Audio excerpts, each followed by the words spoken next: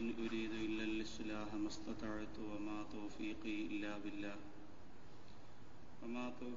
إلا بالله عليه توكلت وإليه أنيب وما توفيقي إلا بالله عليه توكلت وإليه أنيب وما توفيقي إلا بالله عليه توكلت وإليه أنيب. الصلاة والسلام عليك يا رسول الله، الصلاة والسلام عليك يا سيدي يا نبي الله، الصلاة والسلام عليك يا سيدي يا حبيب الله، خذ بيدي قلة حيلتي وأدركني مرادي يا خير خلق الله. أعوذ بالله من الشيطان الرجيم، بسم الله الرحمن الرحيم. فمن يعمل مثقال ذرة خيرا يره ومن يعمل مثقال ذرة شرا يره. صدق الله مولانا العلي العظيم وصدق وبلغ رسوله النبي الكريم ونحن على ذلك من الشاهدين الشاكرين والحمد لله رب العالمين. ഏറ്റവും സ്നേഹ ബഹുമാനങ്ങൾ നിറഞ്ഞ സഹോദരങ്ങളെ, അസ്സലാമു അലൈക്കും വറഹ്മത്തുള്ളാഹി തആല വബറകാതുഹു. സർവാദിനാഥനായ അല്ലാഹു സുബ്ഹാനഹു വ തആല അനുഗ്രഹീതവും അലംഘനീയവുമായ വിശുദ്ധമായ റമളാൻ ശരീഫിന്റെ 24-ാം രാവിൽ 23 നോമ്പിന്റെ രാത്രിയിൽ അല്ലാഹുവിനു വേണ്ടി നവൈത്തുൽ ഇഅ്തികാഫ മാ ദുംതു ഫീ ഹാദൽ മസ്ജിദി ലില്ലാഹി തആല, നമ്മളെല്ലാവരും നിയത്ത് ചെയ്യേണ്ടതാണ്. ഈ പള്ളിയിൽ ഞാൻ ആയിരിക്കുന്നിടത്തോളം കാലം ഇഅ്തികാഫിനെ കരുതിയിരിക്കുക. ആ നിയ്യത്തോടുകൂടി പവിത്രമായ പരിശുദ്ധമായ ഈ പരിപാവനമായ പള്ളിയുടെ അകത്തളത്തിൽ ഒരുമിച്ച് കൂടാൻ അൽഹംദുലില്ലാഹ് അല്ലാഹു നമുക്ക് ഭാഗ്യം നൽകി. ഈ ഭാഗ്യം ഇതേപോലെ ഇതിനേക്കാൾ സന്തോഷമായി നാളെ അള്ളാഹുവിന്റെ ഫിർദൗസിൽ ഒരുമിച്ച് കൂട്ടുന്നത് വരെ അള്ളാഹു നിലനിർത്തി തരുമാറാകട്ടെ. ഇനി ഉള്ളെടുത്ത് കയറാൻ ഒരുപാട് പേര് റോഡിലൊക്കെ നിൽക്കുന്നുണ്ട്. സഹോദരങ്ങളൊക്കെ, എല്ലാ യുവ സുഹൃത്തുക്കളും കൂട്ടുകാരും അനുഗ്രഹീതമായ റമളാനിന്റെ ഈ സുന്ദരമായ സമയങ്ങളെ നാം നിശ്ചയിച്ച സമയത്തെങ്കിലും ഖൈറായ രീതിയിലൂടെ ചിലവഴിക്കാൻ വേണ്ടി, ബാക്കിയുള്ള സമയം എപ്പോഴും റോഡിലാണല്ലോ, പിന്നെ ഈ സമയത്തെങ്കിലും അൽഹംദുലില്ലാഹ് കുറെ അടക്കവും ഒതുക്കവും മനസ്സിലൊരു ഖൗഫും ഒക്കെ ആയി അള്ളാഹുവിന്റെ പള്ളിക്കകത്ത് ഒരുമിച്ച് കൂടാൻ ശ്രമിക്കുക. അള്ളാഹു സുബ്ഹാനഹു വ തആല അതിന് നമുക്ക് തൗഫീഖ് തരുമാറാകട്ടെ. നമ്മുടെ എല്ലാ പ്രവർത്തനങ്ങളും നാഥൻ വിജയിപ്പിച്ച് തരുമാറാകട്ടെ. എല്ലാ ബുദ്ധിമുട്ടുകളും അള്ളാഹു സുബ്ഹാനഹു വ തആല ഈ മജ്ലിസിന്റെ ബറക്കത്ത് കൊണ്ട് മാറ്റി തരുമാറാകട്ടെ. 2-3 ദിവസങ്ങളായി നാം ചർച്ച ചെയ്തുകൊണ്ടിരിക്കുന്നത് അനുഗ്രഹീതമായ റമളാനിന്റെ രാത്രികളിൽ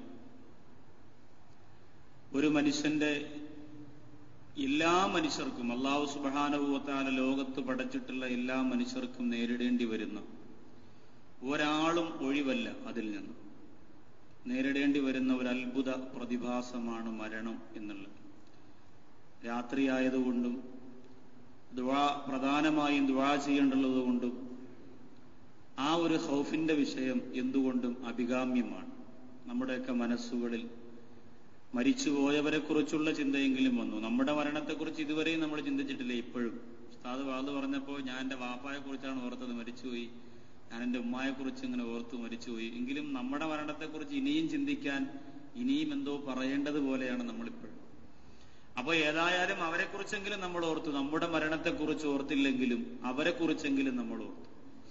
ഇൻഷാ അല്ലാഹ് ഇനി നമ്മുടെ മരണത്തെക്കുറിച്ച് കൂടി ഓർത്ത് നമ്മുടെ മരണത്തിന്റെ ചിന്ത കൂടി നമ്മുടെ ഹൃദയത്തിൽ വന്ന് എങ്കിലേ നമ്മുടെ മരണം അല്ലാഹു സുബ്ഹാനഹു വ തആല ഇഷ്ടപ്പെട്ട രീതിയിലാക്കി മാറ്റാൻ നമുക്ക് സാധിക്കും. ഇഷ്ടപ്പെട്ട രീതിയിലെന്ന് പറഞ്ഞാൽ ചിലപ്പോ അക്രമികളുടെ കൈകൾ കൊണ്ട് വധിക്കപ്പെട്ടേക്കാം. ഉമർ ഇബ്നുൽ ഖത്താബ് റളിയല്ലാഹു തആല അൻഹു ആരായിരുന്നു? ഇസ്ലാമിന്റെ 2ാമത്തെ ഖലീഫ. അതിലുപരി ഉമർ ഇബ്നുൽ ഖത്താബ് റളിയല്ലാഹു തആല അൻഹുവിന്റെ അഭിപ്രായത്തിനോട് യോജിച്ചുകൊണ്ട് പലപ്പോഴും ഖുർആൻ ആയത്ത് വരെ ഇറങ്ങിയിട്ടുണ്ട്. അത്രത്തോളം അല്ലാഹ് ഇഷ്ടപ്പെട്ട ഒരാളാണ് ഉമർ ഇബ്നുൽ ഖത്താബ് റളിയല്ലാഹു അൻഹു. അദ്ദേഹം എങ്ങനെയാണ് മരണപ്പെട്ടത്? സുബഹി നിസ്കാരത്തിന് ഇമാമത്ത് നിൽക്കുമ്പോൾ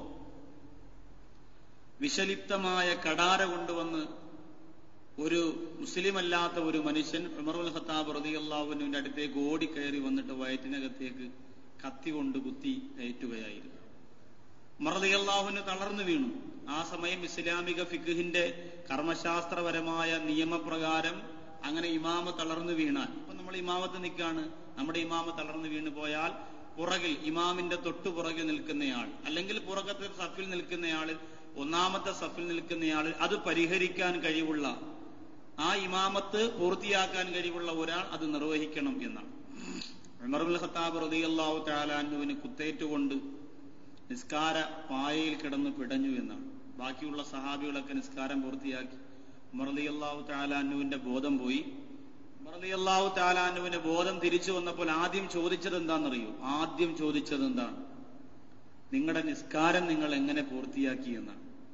ആ സക്കറാത്തിന്റെ വേളയിലും ചോദിച്ചത് നിങ്ങളുടെ നിസ്കാരം നിങ്ങൾ എന്ത് ചെയ്തു, നല്ലതുപോലെ പൂർത്തിയാക്കിയോ, അതല്ല ഞാൻ വീണത് കണ്ട് നിങ്ങൾ ഒതുക്കിയിട്ട് പോയോ? അന്നേരം ഉമർ റളിയല്ലാഹുവിന് ബോധമില്ലായിരുന്നു. അതുകൊണ്ട് എന്ത് ചെയ്തു, നിങ്ങൾ എന്ത് ചെയ്തു എന്ന് എനിക്ക് അറിയാൻ പറ്റണില്ല, എന്താക്കി നമ്മുടെ നിസ്കാരത്തെ എന്ന് ചോദിച്ചു. ബഹുമാനപ്പെട്ട ഉസ്മാൻ ഇബ്നു അഫ്ഫാൻ റളിയല്ലാഹു അൻഹു എങ്ങനെയാണ് മരണപ്പെട്ടത്? ഉസ്മാൻ ഇബ്നു അഫ്ഫാൻ റളിയല്ലാഹു അൻഹു ഇസ്ലാമിന്റെ രണ്ട് ശത്രുക്കൾ, ഒരാൾ രണ്ട് കൈ അങ്ങോട്ട് പിടിച്ചു, വേറൊരാൾ രണ്ട് കാലം അങ്ങോട്ട് പിടിച്ചു, വേറൊരാൾ മൂർച്ചയുള്ള കത്തി കൊണ്ടുവന്ന് കഴുത്ത് ഇങ്ങനെ ആടിനെ അറുക്കുന്നത് പോലെ അറുത്തെടുത്താണ് ഉസ്മാൻ ഇബ്നു അഫ്ഫാൻ റളിയല്ലാഹു തആല അൻഹു ലോകത്തോട് വിട പറഞ്ഞത്.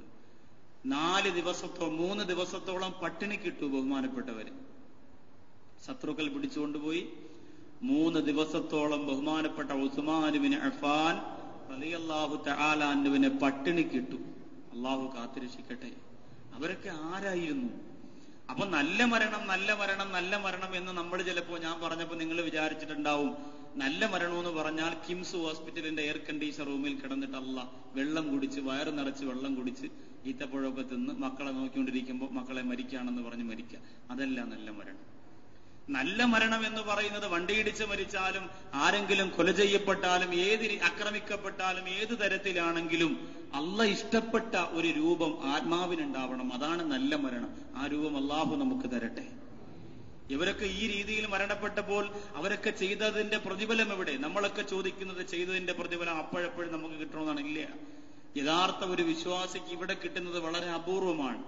ഇത്രയും ദുആ ചെയ്തിട്ടും, ഉസ്താദേ ഞാൻ ഇത്രയും നിസ്കരിച്ചിട്ടും എന്റെ ജീവിതം മാത്രം ഇങ്ങനെ കഷ്ടപ്പാട്, ഞാൻ എന്തുമാത്രം ഖുർആൻ ഓതി, ഞാൻ ഓതിയതുപോലെ റമദാനിൽ ഒരു കുഞ്ഞും ഖുർആൻ ഓതിയിട്ടില്ല, എന്നിട്ടും ഉസ്താദേ എന്റെ ജീവിതത്തിൽ എന്തേ ഇങ്ങനെ കഷ്ടപ്പാട് എന്ന് ചോദിക്കുന്നവരുണ്ട്. മുഅ്മിനിന് അള്ളാഹു തരുന്നത്, യഥാർത്ഥ പ്രതിഫലം അള്ളാഹ് തരുന്നത് പരലോകത്താണ്. പിന്നെ ഇവിടെ ചിലർക്ക് ദുനിയാവ് അള്ളാഹു ഇങ്ങനെ ശകലച്ച കൊടുക്കും, യഥാർത്ഥ പ്രതിഫലം അവന് കിട്ടുന്നത് പരലോകത്താണ്. അതുകൊണ്ട് ലാ തഖ്നതു മിൻ റഹ്മത്തില്ല, ഒരാളും നിരാശപ്പെടണ്ട. ചെയ്തതിന് ഇഖ്ലാസോട് കൂടിയാണെങ്കിൽ അള്ളാഹ് പ്രതിഫലം തരും. ചിലപ്പോൾ ദുനിയാവിൽ കിട്ടിയില്ല എന്ന് വരും. ഇൻഷാ അല്ലാഹ് ആഖിറത്തിലാണ് ഏറ്റവും അധികം നമുക്ക് കിട്ടേണ്ടത്. അത് നമുക്ക് തന്ന അള്ളാഹു അനുഗ്രഹിക്കുമാറാകട്ടെ. അപ്പൊ അങ്ങനെ മരിക്കുന്നതിനെ കുറിച്ച് പറഞ്ഞു. അത് കഴിഞ്ഞ് അൽഹംദുലില്ലാഹ് 3 തുണ്ട് തുണി നമുക്ക് അവസാനമായ സമ്പാദ്യമായി കിട്ടി. നമ്മളെ കൊണ്ടുപോയി ഖബറിന്റെ അകത്ത് വെച്ചു. എല്ലാവരും പിരിഞ്ഞു പോകുന്ന രംഗമൊക്കെ പറഞ്ഞു. അംർ ഇബ്നുൽ ആസ് റളിയല്ലാഹു അൻഹു മരണപ്പെടാൻ പോവാൻ. അംർ ഇബ്നുൽ ആസ് റളിയല്ലാഹു തആല അൻഹു ലോകത്തിൽ നിന്ന് വിട പറയാൻ പോവാൻ. തന്റെ പ്രിയപ്പെട്ട മകൻ അടുത്തു പോയിട്ട് അംർ ഇബ്നുൽ ആസ് റളിയല്ലാഹു അൻഹുവിനോട് ചോദിച്ചു, ഈ മരിക്കുന്ന സമയം വാപ്പച്ചിക്ക് എന്തെങ്കിലും വലിയ വേദനയുണ്ടോ, എന്തെങ്കിലും പറയാനുള്ള അഭിപ്രായം വല്ലതുമുണ്ടോ എന്ന് ചോദിച്ചു. അംർ ഇബ്നുൽ ആസ് റളിയല്ലാഹു തആല അൻഹു മോനോട് പറഞ്ഞു, മോനെ, ഇപ്പോ സാധാരണ മക്കൾ വാപ്പാന്റെ അടുത്ത് പോയിരിക്കുന്നത് എന്തിനാണെന്നറിയോ? വളരെ കൂടുതലും, എല്ലാവരുമല്ല, വളരെ കൂടുതൽ എന്താണ്, വാപ്പ ആ പള്ളിയുടെ താഴെ കിടക്കുന്ന വസ്തു ആർക്കാണ് കൊടുക്കുന്നതെന്ന് അറിയണം. വാപ്പച്ചി എനിക്ക് തന്നെയാണോ, ഞാനല്ലേ ഇളയ മോൻ, അതേ നിക്കാക്ക് തന്നെയാണ് കൊടുക്കുന്നത്, ഈ വാപ്പ മരിക്കുന്നതിന് മുമ്പ് എല്ലാം ക്ലിയർ ആയി എഴുതി വെച്ചിട്ടുണ്ടോ, അതൊക്കെ വ്യക്തമായിട്ട് അറിയണമല്ലോ. അംർ ഇബ്നുൽ ആസ് റളിയല്ലാഹു അൻഹുവിന്റെ മകൻ അതൊന്നുമല്ല ചിന്ത. പിതാവിന് എന്തോ ഒരു ദുഃഖമുണ്ട്, മരണസമയത്ത് എന്തോ ഒരു പ്രയാസം, എന്താണതെന്ന് അറിയണം. ചെന്നു അംർ ഇബ്നുൽ ആസ് റളിയല്ലാഹുവിനോട് ചോദിച്ചപ്പോൾ ബഹുമാനപ്പെട്ടവർ പറയുകയാണ്, ഞാൻ ആദ്യം ഇസ്ലാമിന്റെ ശത്രുവായിരുന്നു. മുഹമ്മദ് നബി സല്ലല്ലാഹു അലൈഹി വസല്ലമ തങ്ങളെ കൊല്ലാൻ വേണ്ടി, വകവരുത്താൻ വേണ്ടി ഇസ്ലാമിന്റെ ശത്രുക്കൾ യോഗം ചേർന്നുകൊണ്ടിരുന്നപ്പോൾ അതിന്റെ ഒരു മെമ്പറായിരുന്നു ഞാൻ. അംർ ഇബ്നു ആസ് റളിയല്ലാഹു അൻഹു പറയാൻ, ഇന്ന് നമ്മളെല്ലാം ആ പേര് കേൾക്കുമ്പോൾ റളിയല്ലാഹു അൻഹു, അള്ളാഹു അവരെ തൊട്ട് തൃപ്തിപ്പെടട്ടെ എന്ന് നമ്മൾ പറയുകയാണ്. ലോകത്ത് ഏതൊരു വിശ്വാസിയും പറയും ആ പേര് കേൾക്കുമ്പോൾ. അംർ ഇബ്നു ആസ് റളിയല്ലാഹു അൻഹു പറയുന്നു, ആദ്യം ഞാൻ ആരായിരുന്നു? ഞാൻ മുത്തുനബി മുഹമ്മദ് മുസ്തഫ സല്ലല്ലാഹു അലൈഹി വസല്ലമ തങ്ങളുടെ ശത്രുവായിരുന്നെന്ന് മാത്രമല്ല, പ്രവാചകനെ എങ്ങനെ കൊല്ലാം എന്ന് ചിന്തിച്ച കൂട്ടത്തിൽ ഞാനും ഉണ്ടായിരുന്നു. അതിനു വേണ്ടിയിട്ട് ഞാൻ കരുക്കൽ നീക്കി അള്ളാഹുവിന്റെ റസൂലിനെ കൊല്ലാൻ വേണ്ടി. അന്ന് ഞാൻ മരിച്ചില്ലല്ലോ, അൽഹംദുലില്ലാഹ്. അംർ ഇബ്നു ആസ് റളിയല്ലാഹു അൻഹു പറയാൻ, ഞാൻ അന്ന് മരിച്ചിരുന്നെങ്കിൽ അള്ളാഹുവിന്റെ റസൂലുള്ളാഹി സല്ലല്ലാഹു അലൈഹി വസല്ലമ തങ്ങളെ വകവരുത്താനായിട്ട് ഞാൻ യോഗം ചേർന്ന സമയത്തെങ്ങാനും ഞാൻ മരണപ്പെട്ടിരുന്നു എങ്കിൽ എന്റെ അവസ്ഥ എന്താകുമായിരുന്നു? അൽഹംദുലില്ലാഹ്, അന്ന് ഞാൻ മരിച്ചില്ല. അതിലെനിക്ക് സന്തോഷമുണ്ട്.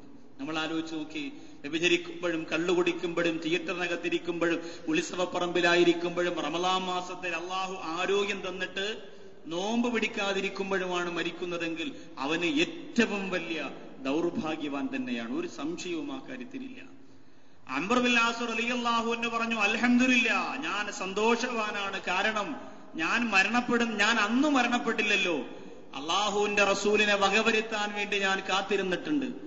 അള്ളാഹിന്റെ റസൂലിനെ എങ്ങനെ കൊല്ലണം, എങ്ങനെ നാടിൽ നിന്ന് തുടച്ചു നീക്കണം എന്നറിയാൻ വേണ്ടി കൊതിയോടെ കാത്തിരുന്നിട്ടുണ്ട്. അന്ന് ഞാൻ മരിച്ചില്ല, അൽഹംദുലില്ലാഹ്, സന്തോഷമുണ്ട്. അംർ ഇബ്നു ആസ് റളിയല്ലാഹു അൻഹു പറയാം.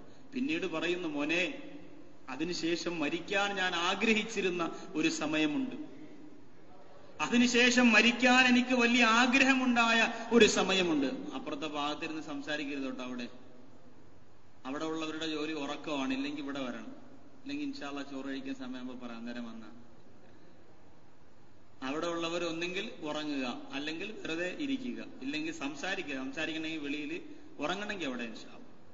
അല്ലെങ്കിൽ അലാറം വെച്ചാൽ 4 മണിയാകുമ്പോൾ ഇൻഷാ അല്ലാഹ് ബിരിയാണി കൊടുക്കുന്ന സമയമാകുമ്പോൾ ഉണരും.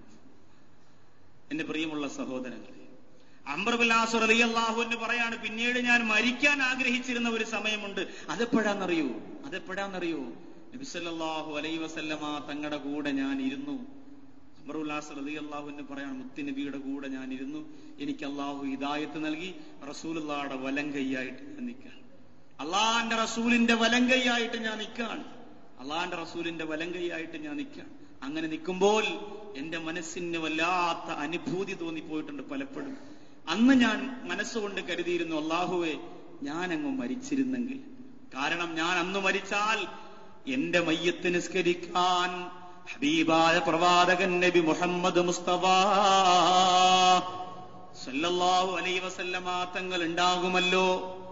ഞാൻ മരണപ്പെട്ടാൽ എനിക്ക് വേണ്ടി ദുആ ചെയ്യാൻ എന്റെ ഹബീബ് ഉണ്ടാകുമല്ലോ. ഇസ്ലാമിന്റെ ശത്രുവായിരുന്നപ്പോ ഞാൻ മരിച്ചില്ല. ഇപ്പൊ റസൂലുള്ളാഹിയുടെ മിത്രമാണ്. ഇപ്പോഴും ഞാൻ മരിച്ചാൽ വലിയ ഭാഗ്യമായിരുന്നു. പക്ഷെ അന്നും ഞാൻ മരിച്ചില്ല. അംർ ഇബ്നു ആസ് റളിയല്ലാഹു അൻഹു പറയാൻ, എന്തോ ഒരു ഭാഗ്യക്കേട്. അന്ന് ഞാൻ മരിച്ചില്ല, അന്നായിരുന്നു ഞാൻ മരിക്കേണ്ടത്. നിങ്ങളെല്ലാവരും എനിക്ക് വേണ്ടി ദുആ ചെയ്യണേക്കാളും മുത്തുനബി എന്റെ മയ്യത്ത് നിസ്കരിക്കാൻ ഉണ്ടാകുമായിരുന്നു. മുത്തുനബി എനിക്ക് വേണ്ടി ദുആ ചെയ്യുമായിരുന്നു. പക്ഷെ അള്ളാഹുവിന്റെ റസൂലിന്റെ വഫാത്തിന് ശേഷമാണല്ലോ ഈ അംർ ഇബ്നു ആസ് ഇപ്പൊ മരിക്കാൻ കിടക്കുന്നത്. എന്നിട്ട് മോനോട് പറയുന്നു, മോനെ, വാപ്പച്ചി ഇപ്പൊ പഴയതുപോലെയുള്ള ഈമാനിന്റെ പവർ ഉണ്ടെന്ന് അവകാശപ്പെടാനുള്ള ശക്തിയൊന്നും എനിക്കില്ല. സാമ്പത്തികം ഒരുപാട് വന്നു. ജീവിതത്തിൽ പല മനുഷ്യരുമായി ബന്ധപ്പെട്ടു പോയി. പലരോടും വേണ്ടാത്തതും വേണ്ടുന്നതും ഒക്കെ സംസാരിച്ചു പോയി. അങ്ങനെ സംസാരിച്ചും കാര്യങ്ങൾ പറഞ്ഞും ഒക്കെ മുന്നോട്ട് പോയപ്പോൾ അംർ ഇബ്നു ആസ് റളിയല്ലാഹു അൻഹു പറയാൻ, ഇനി എനിക്ക് പേടിയാണ്. അന്ന് മരിക്കണമായിരുന്നു. പള്ളിയാണല്ലോ, പ്രവാചകന്റെ മദ്ഹ് ഒരു രണ്ട് വരി മൂളുന്നതുകൊണ്ട് കുഴപ്പമില്ലല്ലോ. അള്ളാഹുവിന്റെ റസൂലിന്റെ ആ ഒരു ചാരത്തിരിക്കാൻ, മുത്ത് നബി ചാരേ ഇഷ്ടക്കടൽ തീരെ കണ്ട് കൊതി തീരെ കാണാൻ വിധിക്കല്ലാഹ് പച്ച വിരിച്ചുള്ള പിച്ചക പൂന്തോപ്പിൽ സ്വച്ഛന്തം പൂന്തേ നുകരാൻ വിധിക്കല്ലാഹ് മരണം വന്നെന്നെ മടക്കി വിളിക്കുമ്പോ ചിരകാല സ്വപ്നങ്ങൾ നുകരാൻ വിധിക്കല്ലാഹ്. അള്ളാഹുവിന്റെ റസൂലിന്റെ ശരീരത്തിട്ടിരുന്ന ഒരു ഷാള് അള്ളാന്റെ റസൂൽ നല്ല രസമായിട്ട് ഇങ്ങനെ ഇട്ട് ഒരാൾ കൊണ്ട് കൊടുത്തതാ. അത് ഇട്ടുകൊണ്ട് ഇറങ്ങിയതും ഒരു സഹാബി വന്നിട്ട് ചോദിച്ചു, നബിയെ നല്ല രസമുണ്ട്, അത് എനിക്ക് തരുമോ റസൂലെ, അത് എനിക്ക് തരുമോ? അള്ളാന്റെ ഹബീബ് ആ ഷാൾ അപ്പോഴേ എടുത്തങ്ങ് കൊടുത്തു. ഇതാരും ചോദിക്കില്ലേ? അള്ളാന്റെ റസൂൽ അപ്പോഴേ അതെടുത്തും കൊടുക്കാൻ ചോദിച്ച ഉടനെ അതാ ഇരിക്കട്ടെ എന്ന് പറഞ്ഞെടുത്ത് ബിസ്മില്ലാഹിർ റഹ്മാനിർ റഹീം എന്ന് പറഞ്ഞു കൊടുത്തു. ഇതാരും ചോദിക്കില്ലെന്ന് പറഞ്ഞ് വെറുതെ പറഞ്ഞതാട്ടോ. ചോദിച്ചിട്ടുണ്ട്, 2-3 പേർക്ക് കൊടുത്തിട്ടുണ്ട്. നമ്മളെ കൂട്ടുകാരൊക്കെ ചിലപ്പോൾ ചോദിക്കും, നിങ്ങൾ പ്രസംഗിക്കാനൊക്കെ പോകേണ്ട, ആരെങ്കിലും ഷാൾ കൊണ്ട് തരും, 5 ദിവസം പ്രസവം ഉണ്ടെങ്കിൽ ഓരോ ദിവസം ഓരോ ഷാള് ഒന്നിങ്ങ് തന്നാൽ നമുക്ക് എന്നാലും ചോദിച്ചു. ഞാൻ പൂവച്ചപ്പള്ളിയിലെ ഇമാമിനൊക്കെ ഞാൻ കൊടുത്ത് ഷാളിട്ട് നിസ്കരിക്കും. അള്ളാഹു സുബ്ഹാനഹു വ തആല നമ്മുടെ ബന്ധങ്ങളെ അള്ളാഹു സ്ഥിരീകരിച്ച് തരുമാറാകട്ടെ. അപ്പൊ മുത്തുനബിയോട് പറഞ്ഞു, നബിയെ ആ ഷാള് എനിക്ക് തന്നിരുന്നെങ്കിൽ കൊള്ളാമായിരുന്നു. നബി സല്ലല്ലാഹു അലൈഹി വസല്ലമ തങ്ങൾ അപ്പോഴേ എടുത്തും കൊടുത്തു. 3-4 സഹാബികൾ അവനെ വിളിച്ചുകൊണ്ട് പോയിട്ട്, ഇങ്ങോട്ട് വന്നേ, വിളിച്ചുകൊണ്ട് പോയിട്ട് പറഞ്ഞു, നീ എന്ത് പണിയായി കാണിച്ചത്? അള്ളാന്റെ റസൂല് ഇതുവരെ നല്ല വസ്ത്രങ്ങൾ ഇതേപോലെ ഭംഗിയുള്ളതൊന്നും ഇട്ടിട്ടില്ലായിരുന്നു. ഇന്ന് പ്രവാചകൻ അത് സന്തോഷമായിട്ടെടുത്ത് ഇങ്ങനെ തോളത്തിട്ടുകൊണ്ട് വന്നപ്പോ നീ ഉടനെ ചോദിച്ചു, അള്ളാന്റെ റസൂലിന്റെ സ്വഭാവം നിനക്കറിയാലോ, എന്ത് ചോദിച്ചാലും തരും. ഉണ്ടെങ്കിൽ ചോദിച്ചാൽ തരണതാ മുത്തുനബി. നീ എന്നിട്ട് ചോദിക്കേണ്ട വല്ല കാര്യം ഉണ്ടായിരുന്നോ? അള്ളാഹുവിന്റെ ഹബീബായ പ്രവാചകൻ നബി മുഹമ്മദ് മുസ്തഫ സല്ലല്ലാഹു അലൈഹി വസല്ലമ തങ്ങൾ അത് തരുമെന്ന് നിനക്ക് അറിയില്ലായിരുന്നു. ആ സഹാബിയായ 2 ഷാളും മുഖത്തേക്ക് ചേർത്ത് വെച്ചുകൊണ്ട് പൊട്ടിക്കരയാൻ തുടങ്ങി. എന്നിട്ട് പറഞ്ഞു, ഇത് ഞാൻ എന്റെ തോളത്തിട്ടുകൊണ്ട് ഇങ്ങനെ നടക്കാൻ വേണ്ടി ഞാൻ വാങ്ങിച്ചതല്ല. പിന്നെ എന്തിനാണ് ഞാൻ വാങ്ങിച്ചതെന്നറിയോ? എന്റെ ഖബറിൽ എന്റെ മക്കൾ എന്നെ കഫൻ പൊതിയുമ്പോൾ അതിന്റെ കൂടെ ഹബീബായ പ്രവാചകന്റെ ശരീരത്തിട്ടിരുന്ന ഈ ഷാള് കൂടി എന്റെ കഫൻ പുടവയിൽ വെക്കാൻ, അതിലൂടെ ഖബറിന്റെ ഭയാനകരമായ ശിക്ഷയിൽ നിന്ന് രക്ഷപ്പെടാൻ ഈ സന്തോഷമെല്ലാം പോയി. മക്കളെ നിങ്ങളെല്ലാം പോയി, സഹാബികളെ നിങ്ങളെല്ലാവരും മണ്ണ് വാരിയിട്ടുകൊണ്ട് പിരിഞ്ഞു പോകുമ്പോ എന്റെ ഹബീബായ പ്രവാചകൻ ഉപയോഗിച്ചിരുന്ന ഷാള് എന്റെ കഫൻ തുണിയുടെ കൂടെ ഒട്ടിപ്പിടിച്ചെന്റെ ഖബറിന്റെ അകത്ത് കിടക്കുമ്പോൾ അതിന്റെ സുഖത്തിന് വേണ്ടിയാണ് ഞാൻ ചോദിച്ചത്, ഇല്ലാതെ റസൂലിനെ വേദനിപ്പിക്കാനല്ല, ഇല്ലാതെ അള്ളാന്റെ ഹബീബിനെ വേദനിപ്പിക്കാനല്ല. അതെന്റെ കഫൻ തുണിയിൽ ഇങ്ങനെ ഇടാൻ വേണ്ടിയിട്ടാണ്. നമ്മൾ ആലോചിക്കുക, അള്ളാഹു സുബ്ഹാനഹു വ തആല ഖബറിന്റെ ശിക്ഷയിൽ നിന്ന് പൂർണ്ണമായി നമുക്ക് രക്ഷ നൽകി അനുഗ്രഹിക്കുമാറാകട്ടെ. ഖബറിന്റെ ശിക്ഷയിൽ നിന്ന് രക്ഷ കിട്ടാൻ വേണ്ടി നബി സല്ലല്ലാഹു അലൈഹി വസല്ലമ തങ്ങൾ പറഞ്ഞ ഒരു കാര്യമുണ്ട്, ഖബറിന്റെ ശിക്ഷ. അതുപോലെ തന്നെ അതിനോടനുബന്ധിച്ച് തന്നെ സിറാത്ത് പാലത്തിലൂടെ നബി സല്ലല്ലാഹു അലൈഹി വസല്ലമ തങ്ങൾ പറഞ്ഞ ഹദീസിലെ 4 കാര്യങ്ങൾ, ഒരു സ്വാലിഹായ പ്രവർത്തനം കൊണ്ട് നിനക്ക് 4 കാര്യം കിട്ടുന്നു. അതിൽ ഒന്നാമത് അള്ളാന്റെ ഹബീബ് പറഞ്ഞത് ജീവിതത്തിന്റെ ഞെരുക്കമുണ്ടല്ലോ, ജീവിതത്തിന്റെ ഞെരുക്കം. ജീവിതം അങ്ങോട്ട് മുന്നോട്ട് പോകണില്ല ഉസ്താദെ. ഒരു ജോലിയൊക്കെ ഉണ്ട്, ശമ്പളമുണ്ട്, കാര്യങ്ങളൊക്കെ ഉണ്ട്, മക്കളുണ്ട്, ഭാര്യ സന്തോഷമാണ്, ഉമ്മ വാപ്പ എല്ലാവരും സന്തോഷമാണ്. പക്ഷെ എന്തോ ഒരു പ്രയാസം കാണുക, ജീവിതം ഒരു ഞെരുക്കം, ഞെരുങ്ങി മാത്രമേ പോണുള്ളൂ. അള്ളാന്റെ റസൂല് പറയുന്നു ആ ഞെരുക്കം മാറ്റാൻ. അതുപോലെയുള്ള ഞെരുക്കം ഖബറിൽ അനുഭവപ്പെടും. ആ ഞെരുക്കം മാറ്റാനും, ഖബറിന്റെ അകത്ത് അനുഭവപ്പെടുന്ന ഞെരുക്കം മാറ്റാനും, ജീവിതത്തിന്റെ ഞെരുക്കം മാറ്റാനും സിറാത്ത് എന്ന് പറയുന്ന പാലത്തിലൂടെ അതിവേഗം മിന്നൽ വേഗത്തിൽ കടന്നു പോകാനും,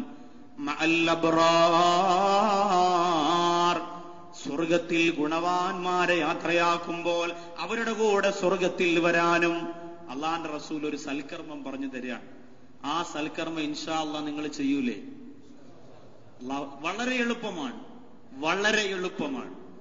സാധാരണ ഇൻഷാ അല്ലാഹ് പറയിപ്പിക്കുമ്പോൾ നിങ്ങൾ വിചാരിക്കും ഇതെന്തോ എടുത്താ പൊങ്ങാത്ത കാര്യമാണ്, ഉസ്താദ് പറയിപ്പിച്ചിട്ട് അവസാനം ചെയ്യാൻ പറ്റാത്തത് തോളത്ത് വെച്ച് തരാൻ പോണം. നല്ല വളരെ എളുപ്പമുള്ള ഒരു കാര്യമാണ്.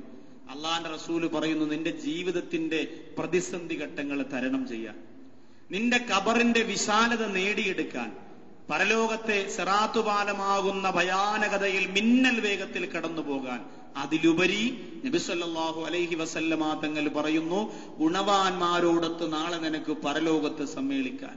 അള്ളാഹുവിന്റെ ഹബീബായ പ്രവാചകർ പറയുന്ന പ്രധാനപ്പെട്ട കാര്യം, അള്ളാഹുന്റെ റസൂല് പറയുന്ന പ്രധാനപ്പെട്ട കാര്യം, അള്ളാഹുവിന്റെ മസ്ജിദിൽ നിയ്യത്തോടുകൂടി സമയം ചിലവഴിക്കാൻ പറ്റുക എന്നുള്ളതാണ്.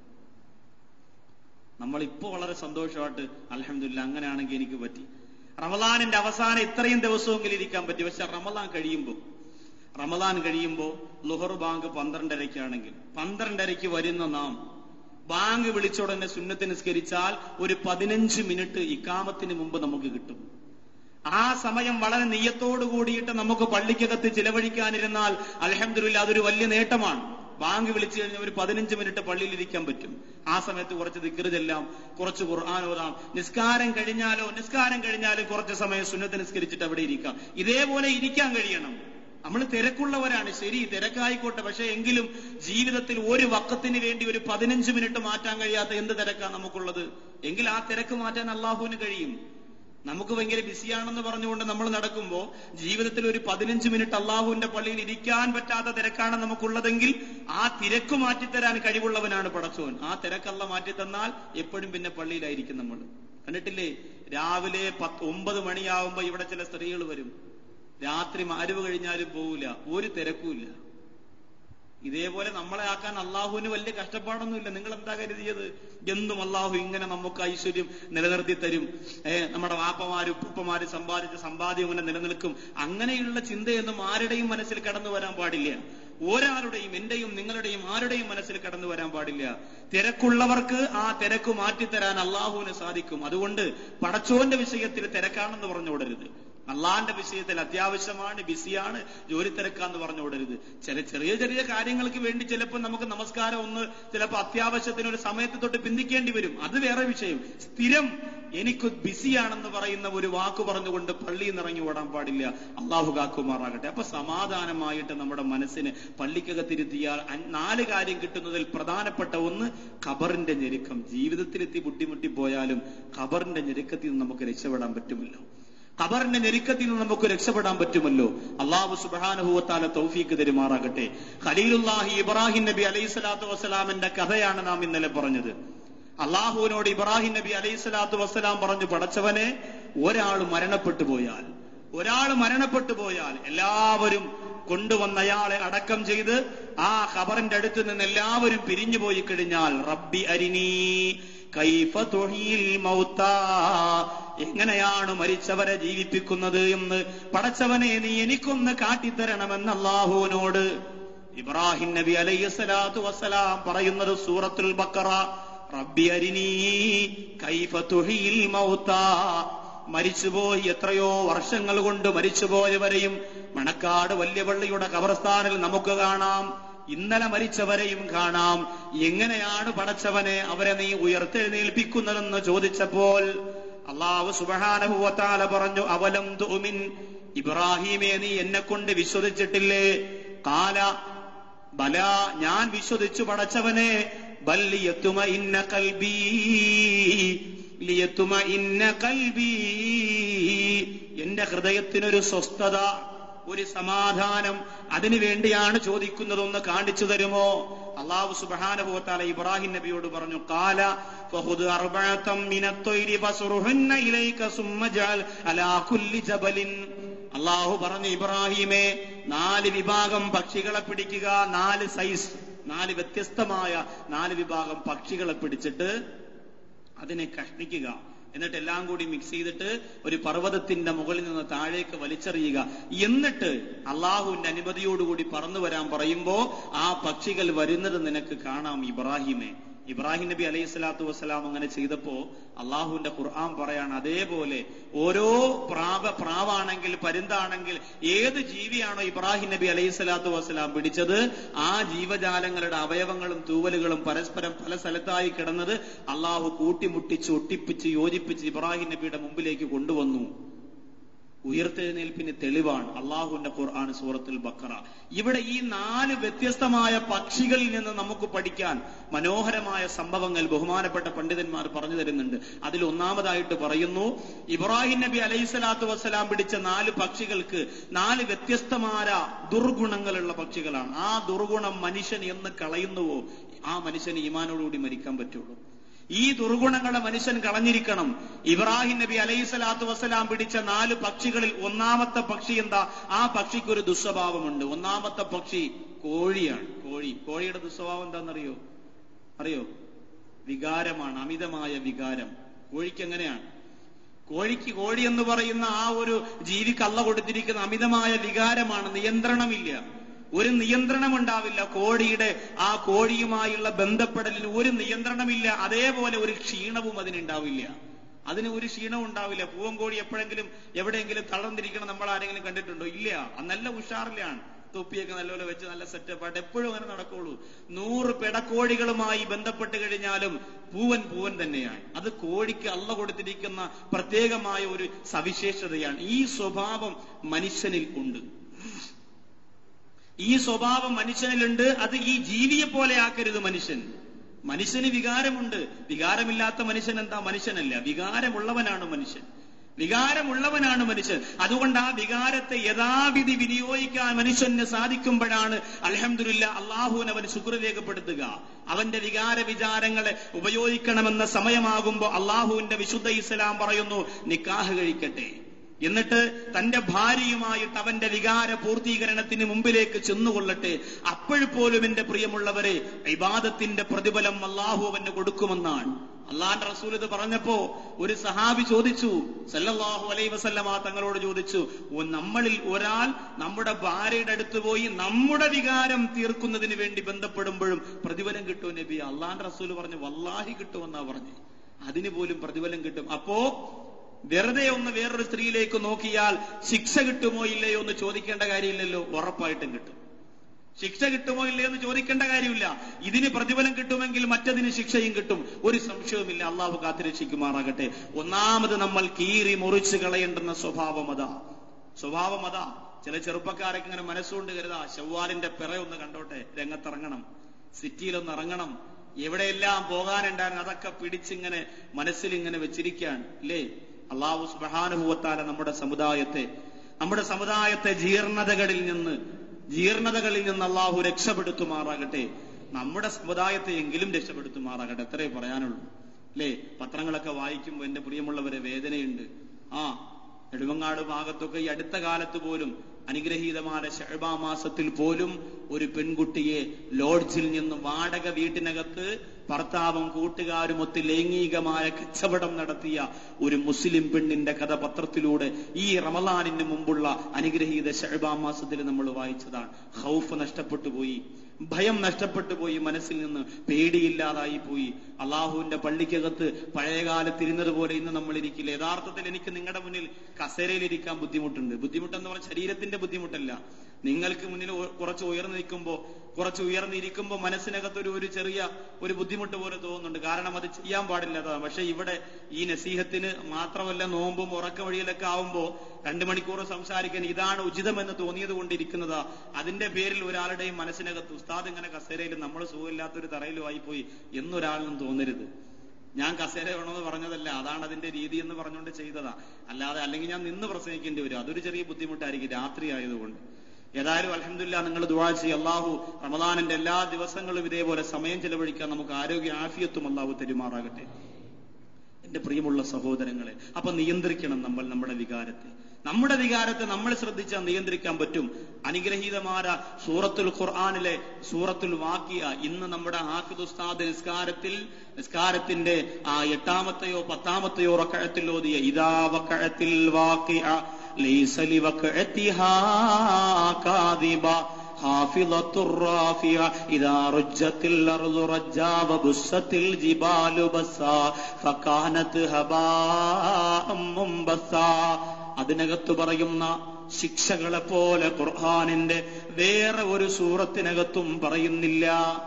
അതിനകത്ത് പറയുന്ന ശിക്ഷകളെ പോലെ ഖുർആനിന്റെ വേറെ ഒരു സൂറത്തിനകത്തും അദാബുകളെ കുറിച്ച് പറയുന്നില്ല.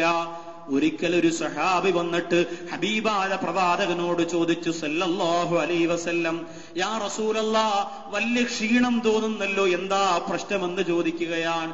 വലിയ ക്ഷീണമുണ്ടല്ലോ നബിയെ, അങ്ങ് എന്തോ ഒരു ചുമടിറക്കി വെച്ചതുപോലെ തളർന്നിരിക്കുകയാണല്ലോ, എന്താണ് പ്രശ്നം? ആ സമയത്ത് അല്ലാഹുവിന്റെ റസൂൽ കരഞ്ഞുകൊണ്ട് പറയാണ്, സൂറത്തുൽ വാഖിഅ ഇറങ്ങിയിരിക്കുകയാണ്. അതിന്റെ അർത്ഥഗാംഭീര്യതയെ കുറിച്ച് ചിന്തിച്ചപ്പോൾ സഹാബ എന്റെ ശരീരം തളർന്നു പോവാണ്. മുഹമ്മദ് നബി സല്ലല്ലാഹു അലൈഹി വസല്ലം വ്യഭിചാരിക്കും, കള്ളുകുടിക്കും, തെമ്മാടിക്കും ഒക്കെ ആ നരകത്തിൽ അള്ള കൊടുക്കുന്ന ശിക്ഷയെക്കുറിച്ച് ഘട്ടം ഘട്ടമായി ഭീഷണിയുടെ സ്വരത്തിൽ അള്ളാഹു സൂറത്തിൽ വാഖിഅയിലൂടെ പറയുമ്പോൾ അതിറങ്ങിയതോർത്ത് അള്ളാന്റെ ഹബീബ് തളർന്നുപോയി, രോഗിയെ പോലെ വളരെ ലൈഫായിട്ട് കണ്ടു എന്നാണ് അള്ളാന്റെ റസൂല് പറഞ്ഞു. വാഖിഅ ഇറങ്ങിയപ്പോൾ എന്റെ ശരീരമാകെ തളർന്നുപോയെന്ന്. അത്രത്തോളം ഭയാനകത അതിനകത്ത് പറയുന്നുണ്ട്. നമുക്കതിന്റെ അർത്ഥം അറിഞ്ഞുകൂടാത്തത് കൊണ്ട് തറാവീഹിൽ ചിലപ്പോൾ നമുക്ക് ഭയമുണ്ടാവില്ല. അതിന്റെ അർത്ഥം ചിന്തിച്ചുകൊണ്ട് ഇമാമിന്റെ പുറകിൽ നിന്നാൽ എന്റെ പ്രിയമുള്ളവരെ നമ്മുടെ ഹൃദയം ഇങ്ങനെ കിടുകിടാ വിറയ്ക്കും.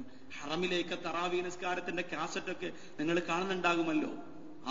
ഏറ്റവും അധികം ഹറമിൽ തറാവീഹ് നമസ്കാരം നടക്കുമ്പോ പുറകു സഫിൽ നിൽക്കുന്ന ആലിമീങ്ങൾ സുബ്ഹാനല്ലാഹ്, ലാ ഇലാഹ ഇല്ലല്ലാഹ്, അല്ലാഹു അക്ബർ എന്ന് വിളിച്ചു പോകുന്നത് ഏത് സൂറത്ത് ഓതുമ്പോഴാ? റഹ്മാനും സൂറത്തിൽ വാക്കിയയും അവിടെ മുതൽ അങ്ങോട്ടുള്ള സൂറത്തുകൾ ഓതുമ്പോഴാ? എല്ലാ സൂറത്തുകളിലും പരലോകത്തിന്റെ ഭയാനകതയും. ഇനി ഇവിടെ നിന്ന് അങ്ങോട്ടാ എല്ലാ പള്ളികളിലും ഹാഫിദ് ഉസ്താദുമാർ നിൽക്കുന്ന എല്ലാ പള്ളികളിലും ഇനി ഓതുന്ന സൂറത്തുകളൊക്കെ സമാപന ജുസുകളുടെ ഭാഗമാണ്. വളരെ ഭയാനകരമായിട്ട് അമ്മയത്തെ സാലൂലിലേക്ക് അകത്തൊക്കെ ഒരുപാട് അള്ളാഹു ഭയപ്പെടുത്തുന്ന മുന്നറിയിപ്പുകൾ പരലോകത്തെ കുറിച്ച് തന്നുകൊണ്ടിരിക്കും. ഇൻഷാ അല്ലാഹ് അതൊക്കെ പരലോകത്തെ കുറിച്ച് പറയുമ്പോൾ നമുക്ക് പറയാം. അപ്പോ അതിനകത്ത് ആ ശിക്ഷകളെ കുറിച്ച് പറയുന്നുണ്ട്. ആ ശിക്ഷകളെ ഓർക്കുന്ന ഒരു മനുഷ്യൻ വ്യഭിചാരത്തെ കുറിച്ച് ബഹുമാനപ്പെട്ട ഇമാം ഒസാരി റഹിമഹുല്ലാ പറഞ്ഞത് വേറെ അതായത് റോട്ടിലോ അവന്റെ മൊബൈലിന്റെ കിടക്കുന്ന ചിത്രത്തിലോ അല്ലെങ്കിൽ അവന്റെ പത്രത്തിൽ കണ്ട ഫോട്ടോയിലോ കണ്ട ഒരു പെണ്ണിന്റെ രൂപം മനസ്സിനകത്ത് ചിത്രീകരിച്ചിട്ട് ഭാര്യയുടെ അടുത്ത് പോയി ബന്ധപ്പെട്ടാലും ഇവൻ വ്യഭിചാരിണിയാണത്രേ. അള്ളാഹു കാക്കട്ടെ. വ്യഭിചാരം എന്ന് പറഞ്ഞാൽ വെറുതെ കേട്ടുകളയാനുള്ളതല്ല. നമ്മൾ നമ്മുടെ മനസ്സിൽ നിന്ന് അറുത്ത് മുറിച്ച് കളയേണ്ടുന്ന ഒരു പാതകമാണത്. ഒരുപാട് അപകടമാണ്. നമ്മൾ ചിന്തിക്കുന്നത് പോലെ നിസ്സാരമല്ല. ഒരു സഹോദരൻ പറഞ്ഞതാ, വ്യഭിചരിക്കുന്നതിന് ഈബത്ത് പറയുന്നത് അത്ര പാവം പോലും ഇല്ല ഉസ്താദേ. ഞാൻ ചോദിച്ചു അതെന്താ? ഇന്നൽ ഈബത്ത് അശദ്ദു മിന സിന. ഹദീസ് നിങ്ങൾക്ക് അറിയില്ലേ? വ്യഭിചാരം എന്ന് പറയുന്നത്, ഈബത്ത് എന്ന് പറയുന്നത് വ്യഭിചാരത്തെക്കാൾ കാഠിന്യമാണ്. അപ്പൊ വ്യഭിചാരം അതിനേക്കാൾ ചെറുതാണെന്നാണല്ലോ റസൂലുള്ളാഹി പറഞ്ഞത്. ഹദീസുകൾ എവിടെന്നെങ്കിലും മുക്കും മൂലയൊന്നും കിട്ടുമ്പോ എടുത്ത് കശത്ത് വെച്ചുകൊണ്ട് ലോകം ഭരിക്കാൻ വേണ്ടി ഇറങ്ങി നടക്കലും അവരാണ് ഇതേപോലെ അഭിപ്രായം പിന്നീട് പറയേണ്ടി വരും. ഹദീസ് പഠിക്കുമ്പോ ഉസ്താദിന്റെ അടുത്ത് നിന്നല്ലാതെ വല്ലാഹി ഹദീസ് പഠിച്ചാൽ ഹദീസ് അത്ഭുതമാണ്. ചില ആൾക്കാർ ബുഖാരി മുസ്ലിമിന്റെ ഹദീസ് മാത്രമേ സ്വീകരിക്കുള്ളൂ, വേറെ ഒന്നിന്റെയും വേണ്ട. ബുഖാരി മുസ്ലിം കൂടെ രണ്ടിന്റെ ഹദീസും കൂടെ മൊത്തത്തിൽ നിങ്ങൾ എണ്ണി നോക്കിയാൽ ആകെ മൊത്തം കൂടിപ്പോയാൽ ഒരു 6000 ഇല്ലെങ്കിൽ 7000 ഹദീസേ ഉള്ളൂ. അള്ളാന്റെ ഹബീബ് പറഞ്ഞ ഹദീസ് ലക്ഷക്കണക്കിന് ഹദീസുകളുണ്ട്. അതൊന്നും നമുക്ക് വേണ്ടപ്പോ ഈ 4000 ഹദീസ് മാത്രം മതിയോ? അതുകൊണ്ട് എങ്ങനെ നമ്മൾ ജീവിക്കും? ഒന്ന് ആലോചിച്ച് നോക്കി. നമ്മൾ എല്ലാത്തിനും ബുഖാരി മുസ്ലിം, നമ്മളിങ്ങനെ എല്ലാത്തിനും ബുഖാരി മുസ്ലിം, എന്തു പറഞ്ഞാലും ബുഖാരി മുസ്ലിം. അങ്ങനെ ആവരുത് നമ്മൾ എന്താ ബാക്കിയുള്ള ഈ ഹദീസ് റിപ്പോർട്ട് ചെയ്ത പണ്ഡിതന്മാരൊക്കെ എന്താ നമുക്ക് വല്ല പൈസ വല്ലതും തരാനുണ്ടോ? അവരെന്താ നമ്മുടെ പെങ്ങളെ കെട്ടിയിട്ട് പെങ്ങളെ നോക്കാത്തത് കൊണ്ടാണ് നമ്മൾ അവരുടെ ഹദീസ് വേണ്ടെന്ന് പറയണേ? നമ്മൾ അങ്ങനെ ചിന്തിക്കരുത്. ലോകത്തെ ഹദീസ് എല്ലാം ഹദീസ് തന്നെയാണ്. പിന്നെ ലഈഫായ ഹദീസുകളുണ്ട് എന്ന് പറഞ്ഞാൽ ആ ഹദീസ് സത്യമല്ല എന്നല്ല ലഈഫായ ഹദീസിന്റെ അർത്ഥം. മറിച്ച് ആ ഹദീസ് സത്യമല്ല എന്നല്ല, ആ ഹദീസ് കൊണ്ടുവന്ന ഇപ്പൊ ഇന്നാള് പറഞ്ഞത് ഞാൻ കേട്ടു, ഞാൻ പറഞ്ഞത് മറ്റേ ആള് കേട്ടു, അങ്ങനെ കൊണ്ടുവന്ന പരമ്പരയിൽ ചില വീഴ്ചകൾ വന്നതുകൊണ്ടാണ് ആ ഹദീസ് ലഈഫായത്. അത് റസൂലുള്ളാഹി പറഞ്ഞിട്ടുണ്ടോ എന്നുള്ള ഒരു സംശയം വരുന്നത് അതുകൊണ്ടാണ്. അങ്ങനെ പരമ്പരയിൽ ഹദീസ് കൊണ്ടുവന്ന ആളുടെ പരമ്പരയിൽ ബുഖാരി മുസ്ലിമിൽ അങ്ങനെ ഒരു അഭിപ്രായ വ്യത്യാസമില്ലാത്തത് കൊണ്ട് എല്ലാം അവിടെ നിന്ന് സ്വീകരിക്കോളെന്ന് പറഞ്ഞാൽ പറ്റില്ല. അഭിപ്രായ വ്യത്യാസമില്ലാത്ത വേറെയും ധാരാളം ഹദീസുകൾ തിർമിദിയിലും അബൂദാബിലും നസായിലും ഒക്കെ ധാരാളം പറയുന്നുണ്ട്. അപ്പൊ അതുകൊണ്ട് അങ്ങനെ ഒരു വേർതിരിവ് നമ്മൾ കാണിക്കരുത്. ലക്ഷക്കണക്കായ ഹദീസുകളുണ്ട്. അല്ലാഹു സുബ്ഹാനഹു വ തആല യഥാവിധി കാര്യങ്ങൾ പഠിക്കാൻ തൗഫീഖ് തരുമാറാകട്ടെ. അപ്പൊ അങ്ങനെ ഹദീസിനെ നമ്മൾ നവർമെന്റ് ആയിട്ട് തള്ളിക്കളഞ്ഞാൽ ഇതേപോലെ പറയേണ്ടി വരും. വ്യഭിചാരത്തിന്റെ അത്ര ഈബത്ത് പറയുന്നതിന്റെ അത്ര ശിക്ഷ പോലും വ്യഭിചാരത്തിനില്ല എന്ന് പറയുമ്പോൾ ഒരു സാധാരണ മനുഷ്യനെ കുറിച്ച് ചിന്തിക്കുമ്പോൾ വ്യഭിചരിക്കാൻ അവന് 100% ആവേശമുണ്ടാവുകയാണ് ചെയ്യുക. തളർന്നു പോവില്ലേ അവൻ? അങ്ങനെ ആവരുത് നമ്മൾ. മറിച്ച് വ്യഭിചാരത്തെ സംബന്ധിച്ചിടത്തോളം അള്ളാഹുവിനോട് ആ പെണ്ണും ആണും പൊട്ടിക്കരഞ്ഞ് ഇനി ഒരിക്കലും മടങ്ങൂല എന്ന് പറഞ്ഞിട്ട് മടങ്ങാതിരുന്നാൽ അള്ളാഹു പുറത്തപ്പെട്ടു കൊടുക്കും. ഈബത്ത് എന്ന് പറഞ്ഞാൽ അങ്ങനല്ല. ആരെക്കുറിച്ച് പറഞ്ഞു അവന്റെ അടുത്ത് പോയിട്ട് പൊരുത്തം ചോദിച്ചല്ലാതെ എത്ര ഇത്തിക്കാഫിരുന്നാലും അള്ളാഹു പുറത്തു തരൂല. അതുകൊണ്ടാണ് പറഞ്ഞത് അതിനേക്കാൾ ഭയാനകരമാണിതെന്ന്. അതുകൊണ്ടാണ് പറഞ്ഞത്. അതൊക്കെ നമ്മൾ വിശദീകരണം ആവശ്യമെങ്കിൽ അത് അറിവുള്ളവർ മാത്രം പറഞ്ഞെന്നെങ്കിൽ അതിന്റെ വിശദീകരണം നമുക്ക് മനസ്സിലാവൂ. അള്ളാഹു യഥാവിധി കാര്യങ്ങൾ പഠിക്കാൻ തൗഫീഖ് തരുമാറാകട്ടെ. അപ്പൊ ഒന്നാമത്തെ ജീവി കോഴിയാണ്. അപ്പൊ വികാരങ്ങളെ നമ്മൾ നിയന്ത്രിക്കണം. 2, ഇബ്രാഹിം നബി അലൈഹി സ്വലാത്തു വസ്സലാം പിടിച്ച രണ്ടാമത്തെ പക്ഷി അള്ളാഹുവിന്റെ സൂറത്തുൽ ബഖറയുടെ തഫ്സീറുകൾ പരിശോധിക്കുമ്പോൾ ഇബ്നു കസീർ പോലെയുള്ള തഫ്സീറുകളിൽ പിന്നെ റാസി പോലെയുള്ള തഫ്സീറുകൾ വളരെ വിശാലമായിട്ട് പ്രതിപാദിക്കുന്ന മറ്റൊരു കാര്യമാണ്, രണ്ടാമത് ഇബ്രാഹിം നബി അലൈഹി സ്വലാത്തു വസ്സലാം പിടിച്ച പക്ഷി കാക്കയായിരുന്നു. കാക്കയ്ക്ക് ഒരു സ്വഭാവമുണ്ട്, എന്താണെന്നറിയോ? കാക്കയ്ക്ക് ഒരു ദുസ്വഭാവമുണ്ട്, നല്ല സ്വഭാവമുണ്ട് കാക്കയ്ക്ക്. കാക്കയുടെ നല്ല സ്വഭാവം ഏതാണെന്ന് ആർക്കെങ്കിലും പറയാൻ പറ്റുമോ? 2 നല്ല സ്വഭാവമുണ്ട് കാക്കയ്ക്ക്. കാക്ക കറുപ്പാണെങ്കിലും നീക്കുമഴുക്കുകൾ എപ്പോഴും, കാണാനഴകില്ലെന്നാലും കളയണമുള്ളിലെ മാലിന്യം. കാക്ക കറുത്തിരുന്നാലും എവിടെ നികൃഷ്ടം കണ്ടാലും കാക്ക ഇങ്ങനെ കൊത്തിയെടുത്ത് കളയും.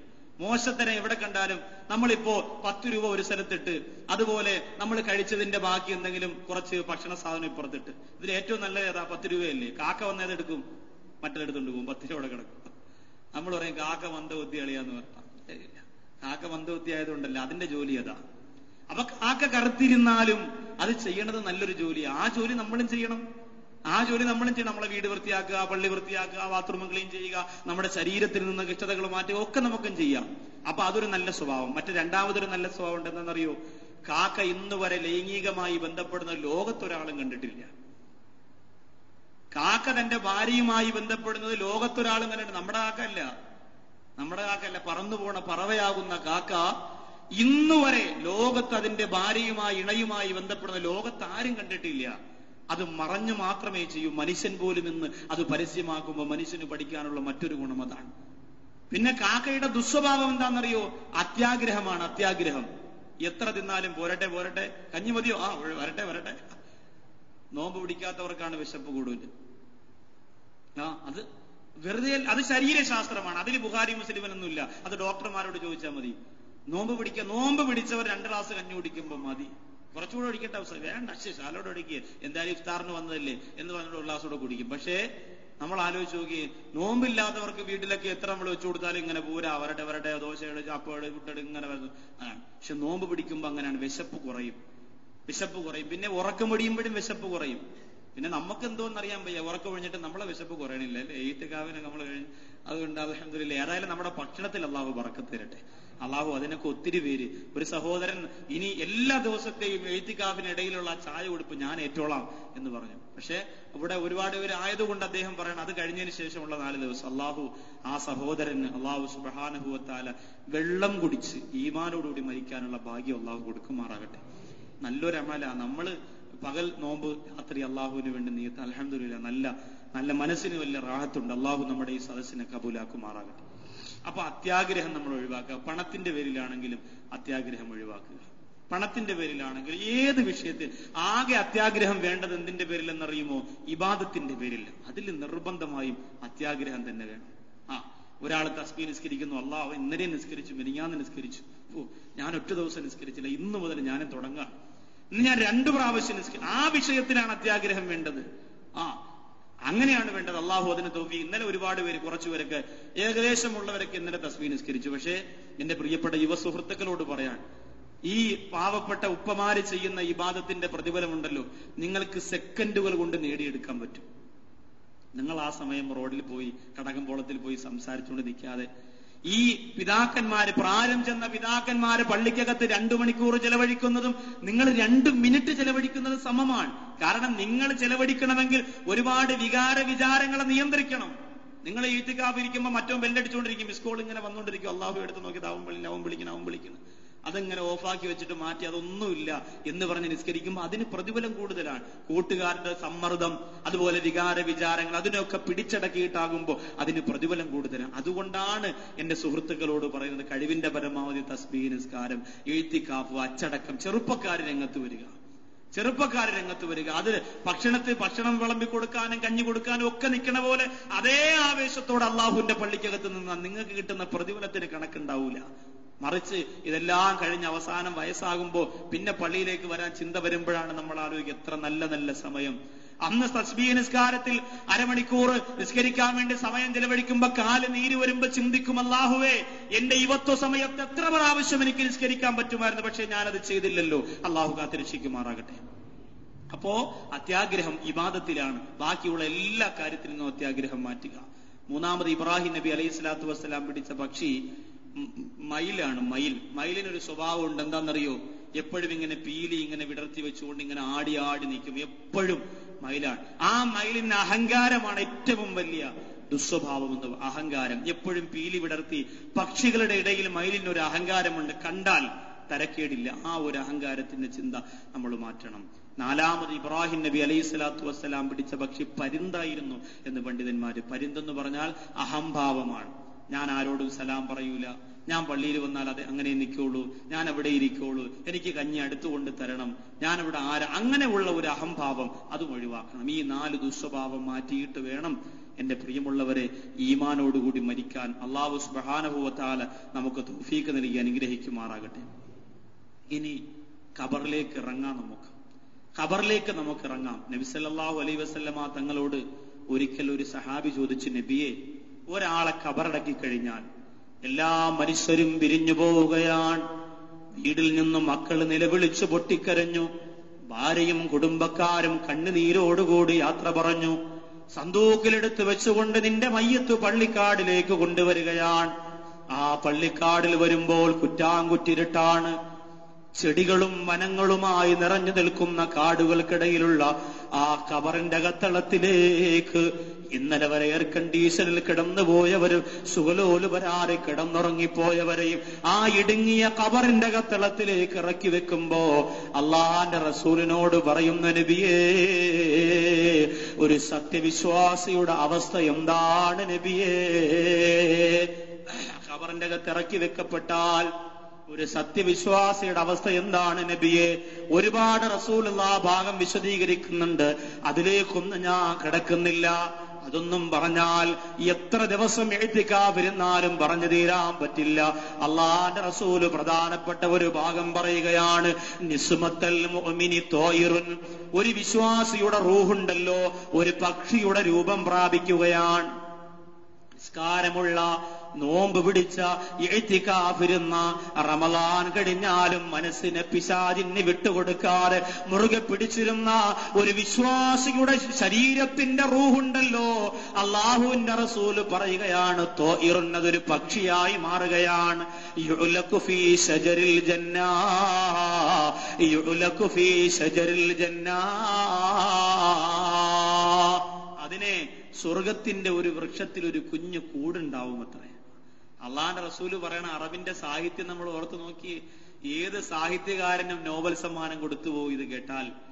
അള്ളാഹുവിന്റെ ഹബീബ് പറയുകയാണ്, യുഅ്ലഖു ഫീ ശജരിൽ ജന്ന, സ്വർഗത്തിൽ ഒരു മനോഹരമായ വൃക്ഷമുണ്ട്, ആ വൃക്ഷത്തിൽ ഒരു കൂടുണ്ട്, ആ കൂടിനകത്ത് വിശ്വാസിയുടെ റൂഹ് ഒരു പക്ഷിയുടെ രൂപത്തിൽ ചെന്നിരിക്കുമെന്നാണ് അള്ളാന്റെ ഹബീബ് പറയുന്നു. ഹത്താ യർജിഉല്ലാഹു ഇലാ ജസദിഹി യൗമ യുബഅസ്. എന്നിട്ട് സ്വർഗത്തിന്റെ നല്ല നല്ല ഫലവർഗ്ഗങ്ങളുടെ അടുത്ത് പോയിട്ട് ഈ പക്ഷി പോയി പറന്നിരിക്കും. എന്നിട്ട് ഈ പക്ഷി പറയുമത്രേ, ഇൻഷാ അല്ലാഹ്, അള്ളാഹു ഉയർത്തെഴുന്നേൽപ്പിക്കപ്പെടുമ്പോൾ എന്റെ ഉടമസ്ഥൻ ഖബറിനകത്ത് കിടക്കാൻ, മണക്കാട് വലിയ പള്ളി അല്ലെങ്കിൽ ചിറയൻകീഴ് വലിയ പള്ളി, ആ ഖബർസ്ഥാനിൽ നിന്നും ഇൻഷാ അല്ലാഹ് എഴുന്നേറ്റ് വരുമ്പോ ഈ പഴവർഗം ആദ്യം ഞാൻ കഴിക്കും. വല്ലാത്ത കൊതിയുണ്ട്, അതിന്റെ മുകളിൽ പോയി ഇങ്ങനെ ഇരിക്കും.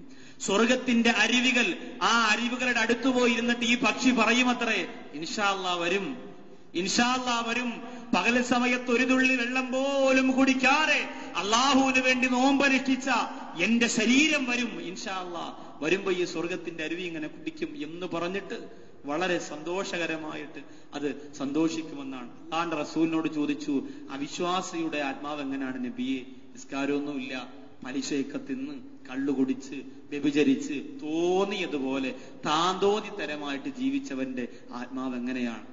അള്ളാന്റെ ഹബീബായ പ്രവാചകർ ഇത് ചോദിച്ചപ്പോ നിൽക്കുകയായിരുന്നു. റസൂലുള്ളാഹി ഇരുന്നിട്ട് സഹാബികൾ അടുത്തേക്ക് ചെന്നിരുന്ന് ഇതേപോലെ വട്ടം കൂടിയിരിക്കുന്ന പോലെ ചില വിഷയം പറയുമ്പോൾ ആവേശത്തോടുകൂടി നിങ്ങൾ ഈ മൈക്കിന്റെ അടുത്തേക്ക് മുഖമിങ്ങനെ കൂർപ്പിച്ചു വെക്കാറുള്ളത് പോലെ അള്ളാന്റെ റസൂല് ഇരുന്നപ്പോൾ പ്രവാചകന്റെ അടുത്തേക്ക് രണ്ട് കണ്ണുകളും തുറന്ന ആവേശത്തോടെ കഴുത്ത് നീട്ടിവെച്ച സഹാബികളെ നോക്കി കരഞ്ഞുകൊണ്ട് റസൂലുള്ള പറഞ്ഞു, അള്ളാഹു അങ്ങനെയുള്ള ആത്മാവിനെ തൊട്ട് ഞങ്ങളെ കാത്തുരക്ഷിക്കട്ടെ, അള്ളാഹു അങ്ങനെയുള്ള ആത്മാക്കളെ തൊട്ട് നമ്മെ കാത്തുരക്ഷിക്കട്ടെ.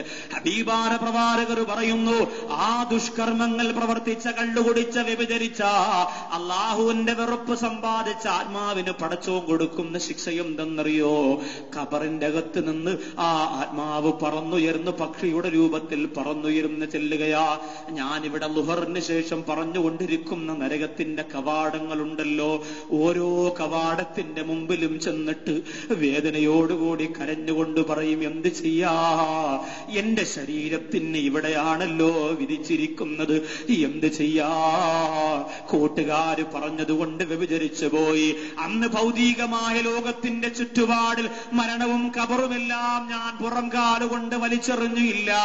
അതൊക്കെ സംഭവിച്ചാൽ നൈമിഷികമായ ദുനിയാവ് സുഖിക്കാനുള്ളതാണെന്ന് പറഞ്ഞ് പാവപ്പെട്ടവരുടെ കയ്യിൽ നിന്ന് ഞാൻ പലിശ വാങ്ങി ജീവിച്ചവനാണ്, ഞാൻ വ്യഭിചരിച്ചവനാണ്, ഉമ്മയനുസരിച്ചില്ല, പള്ളിയിൽ കയറിയില്ല, തോന്നിയതുപോലെ പണമുണ്ടാക്കി തോന്നിയതുപോലെ ചിലവഴിച്ച് ജീവിച്ചവനാണ് എന്ന് പറഞ്ഞുകൊണ്ട് ആത്മാവ് ഇങ്ങനെ പൊട്ടിക്കരഞ്ഞുകൊണ്ട് അലഞ്ഞു നടന്നിട്ട് ആ ആത്മാവ് പറന്നു വരും. സഹാബാ, എവിടെ പറന്നു വരുമെന്നറിയോ? നമ്മുടെ എല്ലാം വീടിന്റെ മുകൾ ഭാഗങ്ങളിൽ വരും. എന്നിട്ട് വിളിച്ചു ചോദിക്കും, യാമൻ ലബിസൂ ലിബാസനാ യാമൻ സകനൂ ബുയൂതനാ, ഞങ്ങളുടെ വീടുകളിൽ താമസിക്കുന്ന മക്കളെ, വാപ്പിച്ചാന മറന്നുപോയോ മക്കളെ, എന്റെ മുണ്ടുടുത്ത മക്കളെ, ഞാൻ സമ്പാദിച്ച കടയിൽ വന്ന് കച്ചവടം ചെയ്യുന്ന മക്കളെ, ഞാൻ വാങ്ങിവെച്ച അലമാരയിൽ വസ്ത്രമടിക്കി വെക്കുന്ന മക്കളെ, ഞാൻ പൈസ കൊടുത്തു കുഴിപ്പിച്ച കിണറിൽ നിന്ന് വെള്ളം കോരി കുടിക്കുന്ന മക്കളെ, യാമൻ ലബിസൂ ലിബാസനാ, ഞാൻ പെരുന്നാളിന് ഉടുക്കാൻ വാങ്ങിവെച്ച വസ്ത്രം ഉടുത്ത മക്കളെ, ഞാൻ പെരുന്നാളിന് ഉപയോഗിക്കാൻ വാങ്ങിവെച്ച പണം ചിലവഴിച്ച മക്കളെ എന്ന് വിളിച്ചുകൊണ്ട് എന്റെയും നിങ്ങളുടെയും വീടിന്റെ മുകൾ ഭാഗത്ത് ആ ആത്മാക്കൾ വന്നിരുന്നു കൊണ്ട് നിലവിളിച്ചു പോകുമെങ്കിൽ എന്റെ പ്രിയമുള്ളവരെ, അവരെ ഞാനും നിങ്ങളും മറന്നു പോവല്ലേ? നമ്മളും അങ്ങനെ മടങ്ങി വരേണ്ടുന്ന ഒരു ഗതി വരും. അല്ലാഹു കാത്തുരക്ഷിക്കട്ടെ, അല്ലാഹു കാത്തുരക്ഷിക്കട്ടെ. ഖബറിന്റെ അകത്ത് സ്വസ്ഥമായി കിടന്നുറങ്ങാൻ, ഖബറിന്റെ അകത്ത് സമാധാനമായി കിടന്നുറങ്ങാൻ. വനുഫിഖ ഫിസ്സൂരി ഫഇദാഹും മിനൽ അജ്ദാസി ഇലാ റബ്ബിഹിം യൻസിലൂൻ ഖാലൂ യാ വൈലനാ മൻ ബഅസനാ മിൻ മർഖദിനാ ഹാദാ മാ വഅദർ റഹ്മാനു വസദഖൽ മുർസലൂൻ എന്ന് പറഞ്ഞുകൊണ്ട് ഖബറിന്റെ അകത്ത് നിന്ന് എഴുന്നേറ്റ് വരുന്ന സമയം വരെ സ്വസ്ഥമായി നിനക്ക് ഖബറിന്റെ അകത്ത് കിടക്കണമോ? ബഹുമാനപ്പെട്ട സഹൽ റളിയല്ലാഹു അൻഹു പറയാൻ, 4 കാര്യത്തിൽ ഈ ദുനിയാവിൽ നീ വിജയിച്ചാൽ, ഈ പറയാൻ പോണ 4 കാര്യത്തിൽ ഈ ഭൗതികമായ ലോകത്ത് നീ വിജയം വരിച്ചാൽ നിന്റെ ഖബറിന്റെ അകത്ത് ഭയാനകരമായ ശിക്ഷയുണ്ടാവില്ല. സഹൽ റളിയല്ലാഹു അൻഹു പ്രവാചകന്റെ വഫാത്തിന് ശേഷം തന്റെ അനുയായികളോട് നടത്തിയ ഒരു പ്രഭാഷണമാണ്. അള്ളാന്റെ റസൂല് ഖബറിനെ കുറിച്ച് മൊത്തത്തിൽ പറഞ്ഞതിൽ നിന്നും എനിക്ക് മനസ്സിലായതൊരു 4 കാര്യമാണ് എന്റെ പ്രിയപ്പെട്ട അനുയായികളെ. അതിൽ നമ്മളെല്ലാവരും ശ്രദ്ധിക്കുകയാണെങ്കിൽ ഇൻഷാ അല്ലാഹ് ഒരു പരിധി വരെ ഖബറിന്റെ ഭയാനകതയിൽ നിന്നും രക്ഷപ്പെടാൻ സാധിക്കും.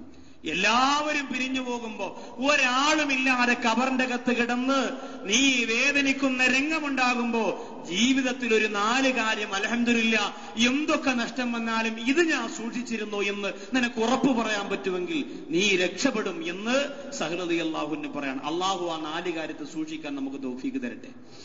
നിസാരമല്ല, ആമീൻ പറയുന്നത് പോലെ എളുപ്പമല്ല അത് സൂക്ഷിക്കാൻ.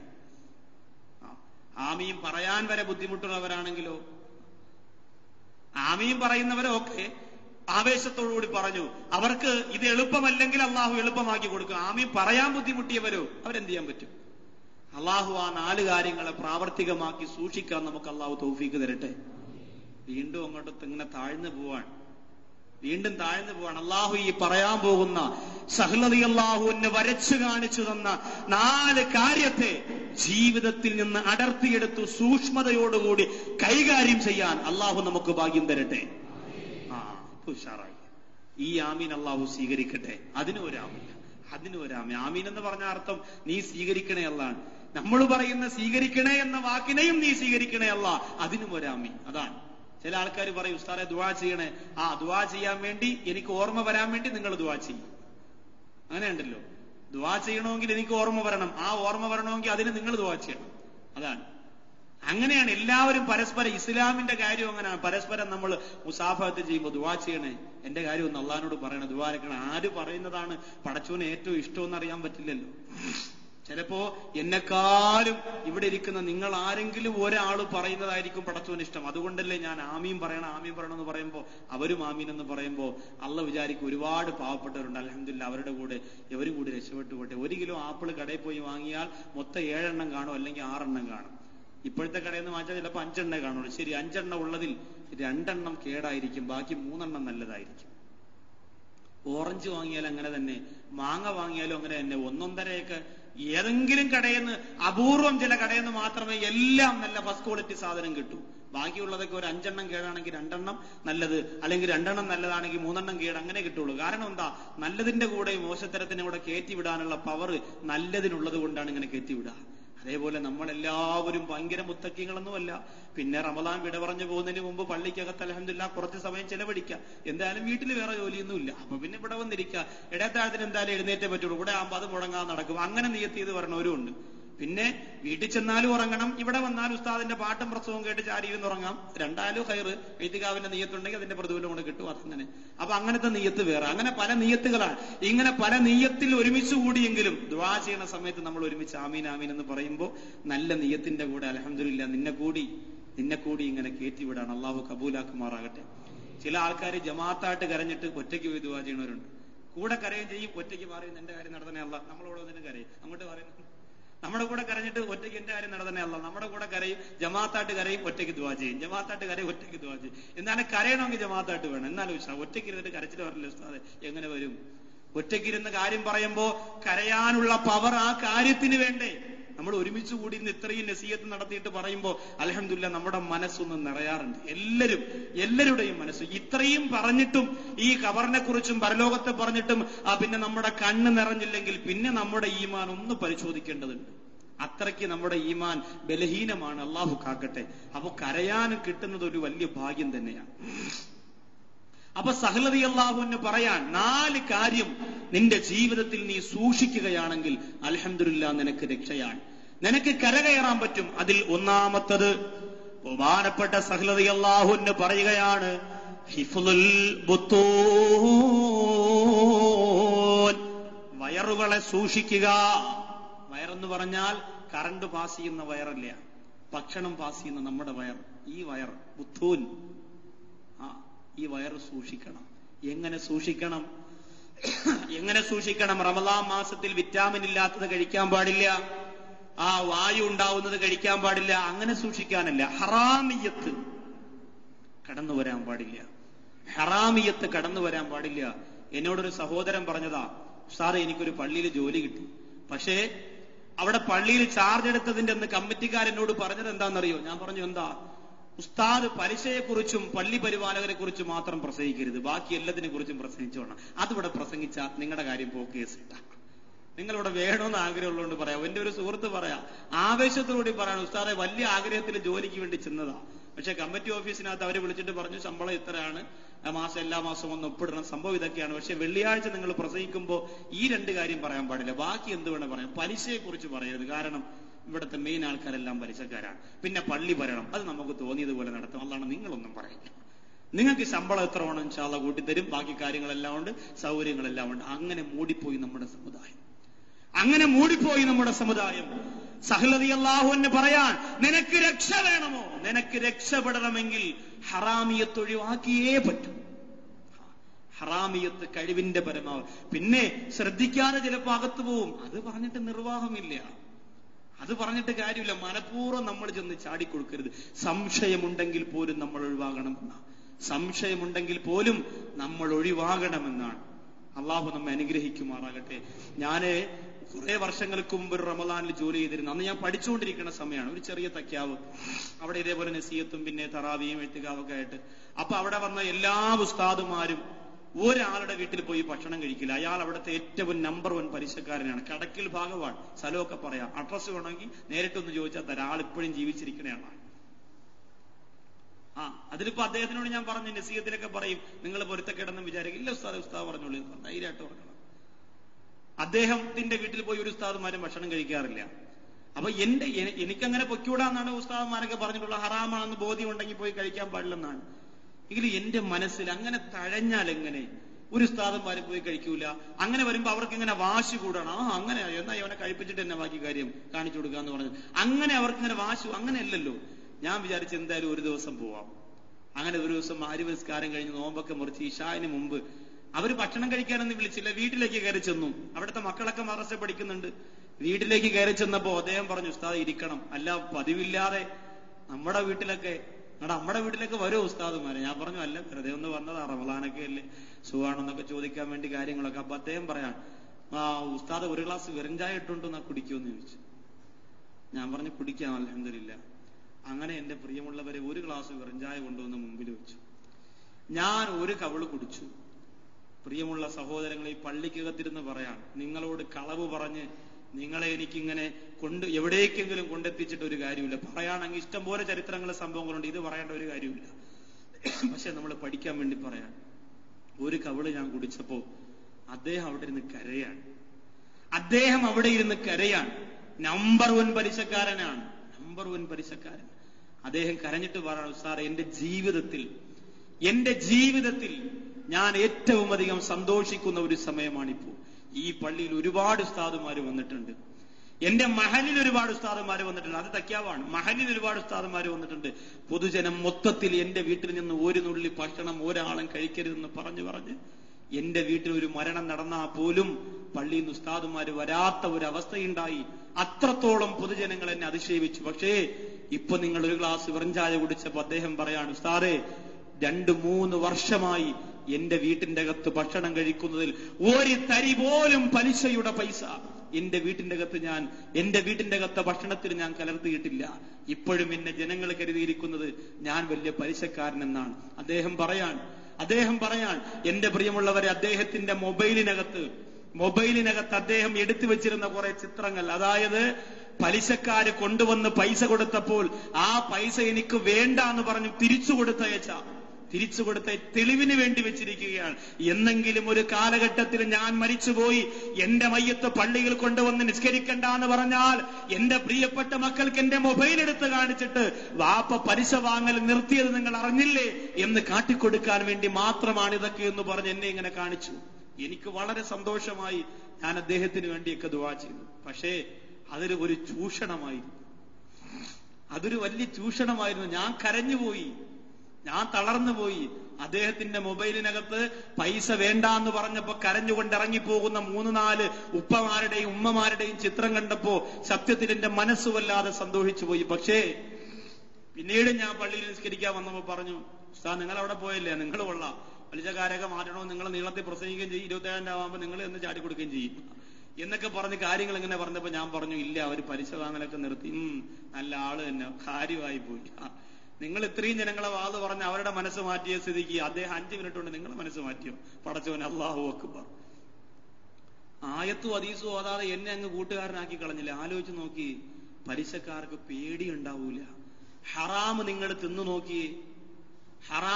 നോക്കിയേ, 100 പ്രാവശ്യം പടച്ചോന്റെ പേര് കേട്ടാൽ അള്ളാഹുവിനെ പേടി ഉണ്ടാവൂല. വല്ലാഹിയൊക്കെ പേടി ഉണ്ടാവൂല. പരസ്യമായിട്ട് എന്നെ ചൂഷണം ചെയ്തു. പക്ഷേ അൽഹംദുലില്ലാ, ഇന്ന് അദ്ദേഹം പരിപൂർണമായി നിർത്തിയിരിക്കുകയാണ്. അത് പൊതുജനത്തിന്റെ എല്ലാ അഭിപ്രായമാണ്. അന്ന് നിർത്തിയിട്ടില്ലായിരുന്നു.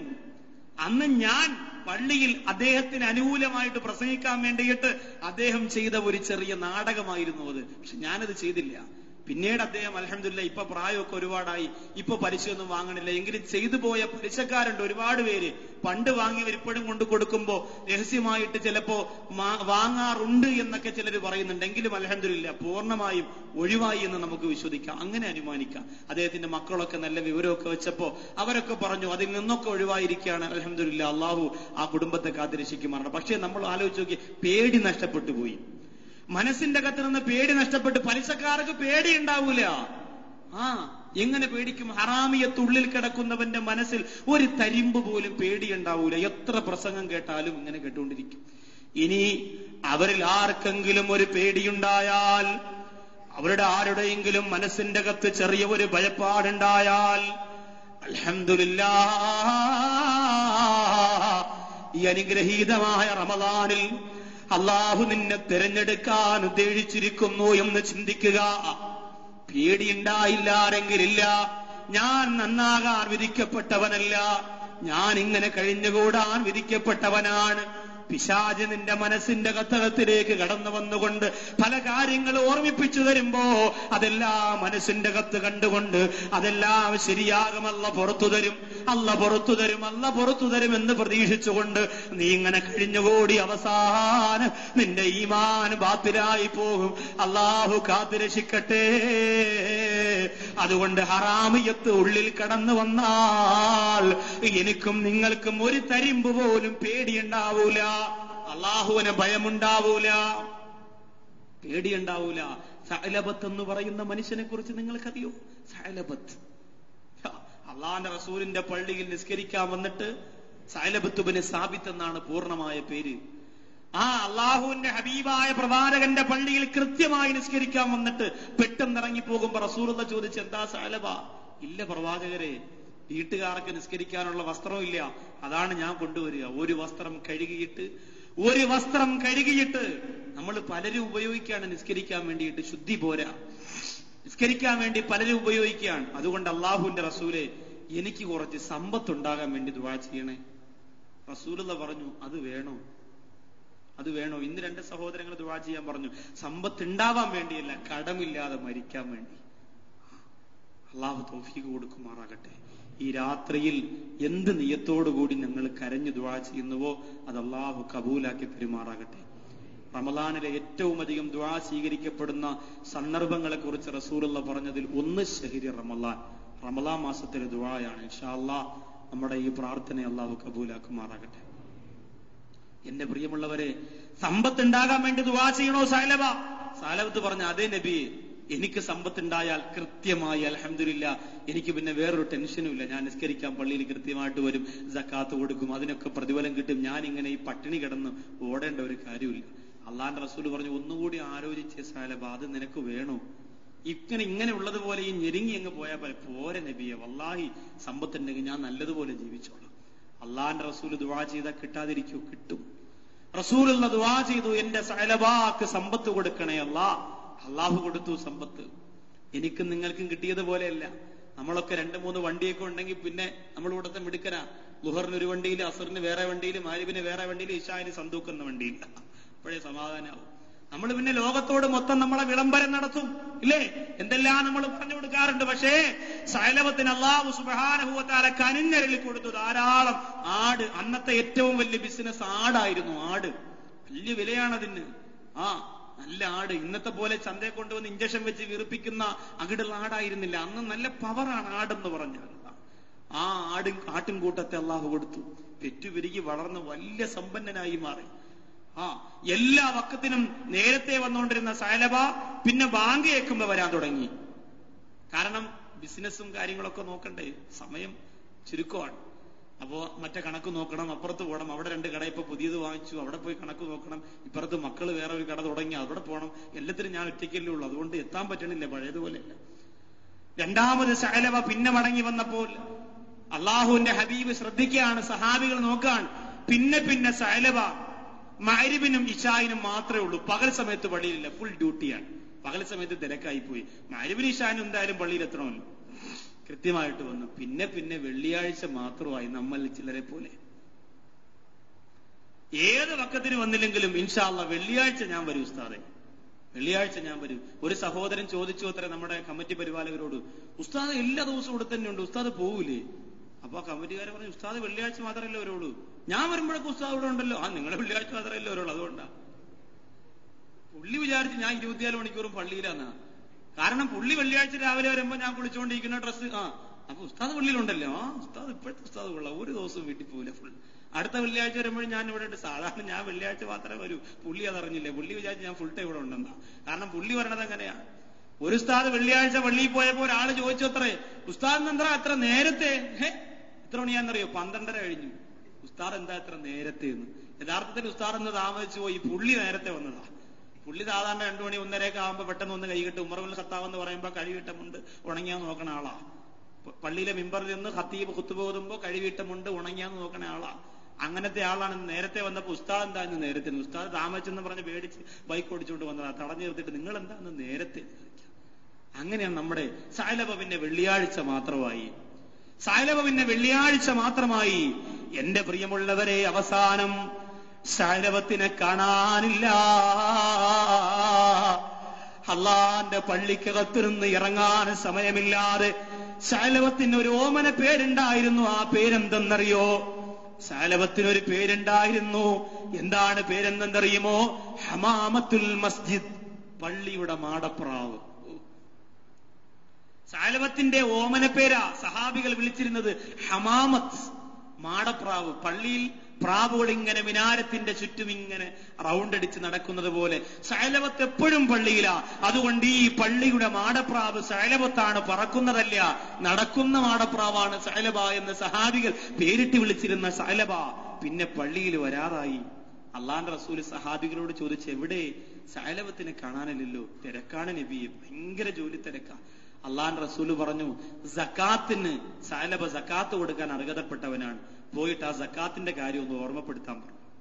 സഹാബികൾ ചെന്ന് സക്കാത്തിന്റെ കണക്ക് 85 ഗ്രാം സ്വർണത്തിന് 1,20,700 രൂപയാണ് ഇപ്പോഴത്തെ വില. 2.5% നിങ്ങൾ സക്കാത്ത് കൊടുക്കണം.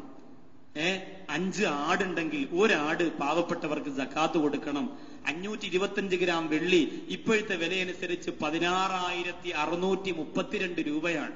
അതിന്റെ 2.5%, 16,632 രൂപ ഒരാളുടെ കയ്യിൽ ഒരു വർഷം ഉണ്ടെങ്കിൽ അതിന്റെ 2.5%. ഖുർആനിൽ പറഞ്ഞ പാവപ്പെട്ടവർക്ക് നിർബന്ധമായി സക്കാത്ത് കൊടുത്തിരിക്കണം. കൊടുക്കാതെ അവനത് തിന്നാൽ അത് നരകത്തിന്റെ തീയാണ് ഖുർആൻ.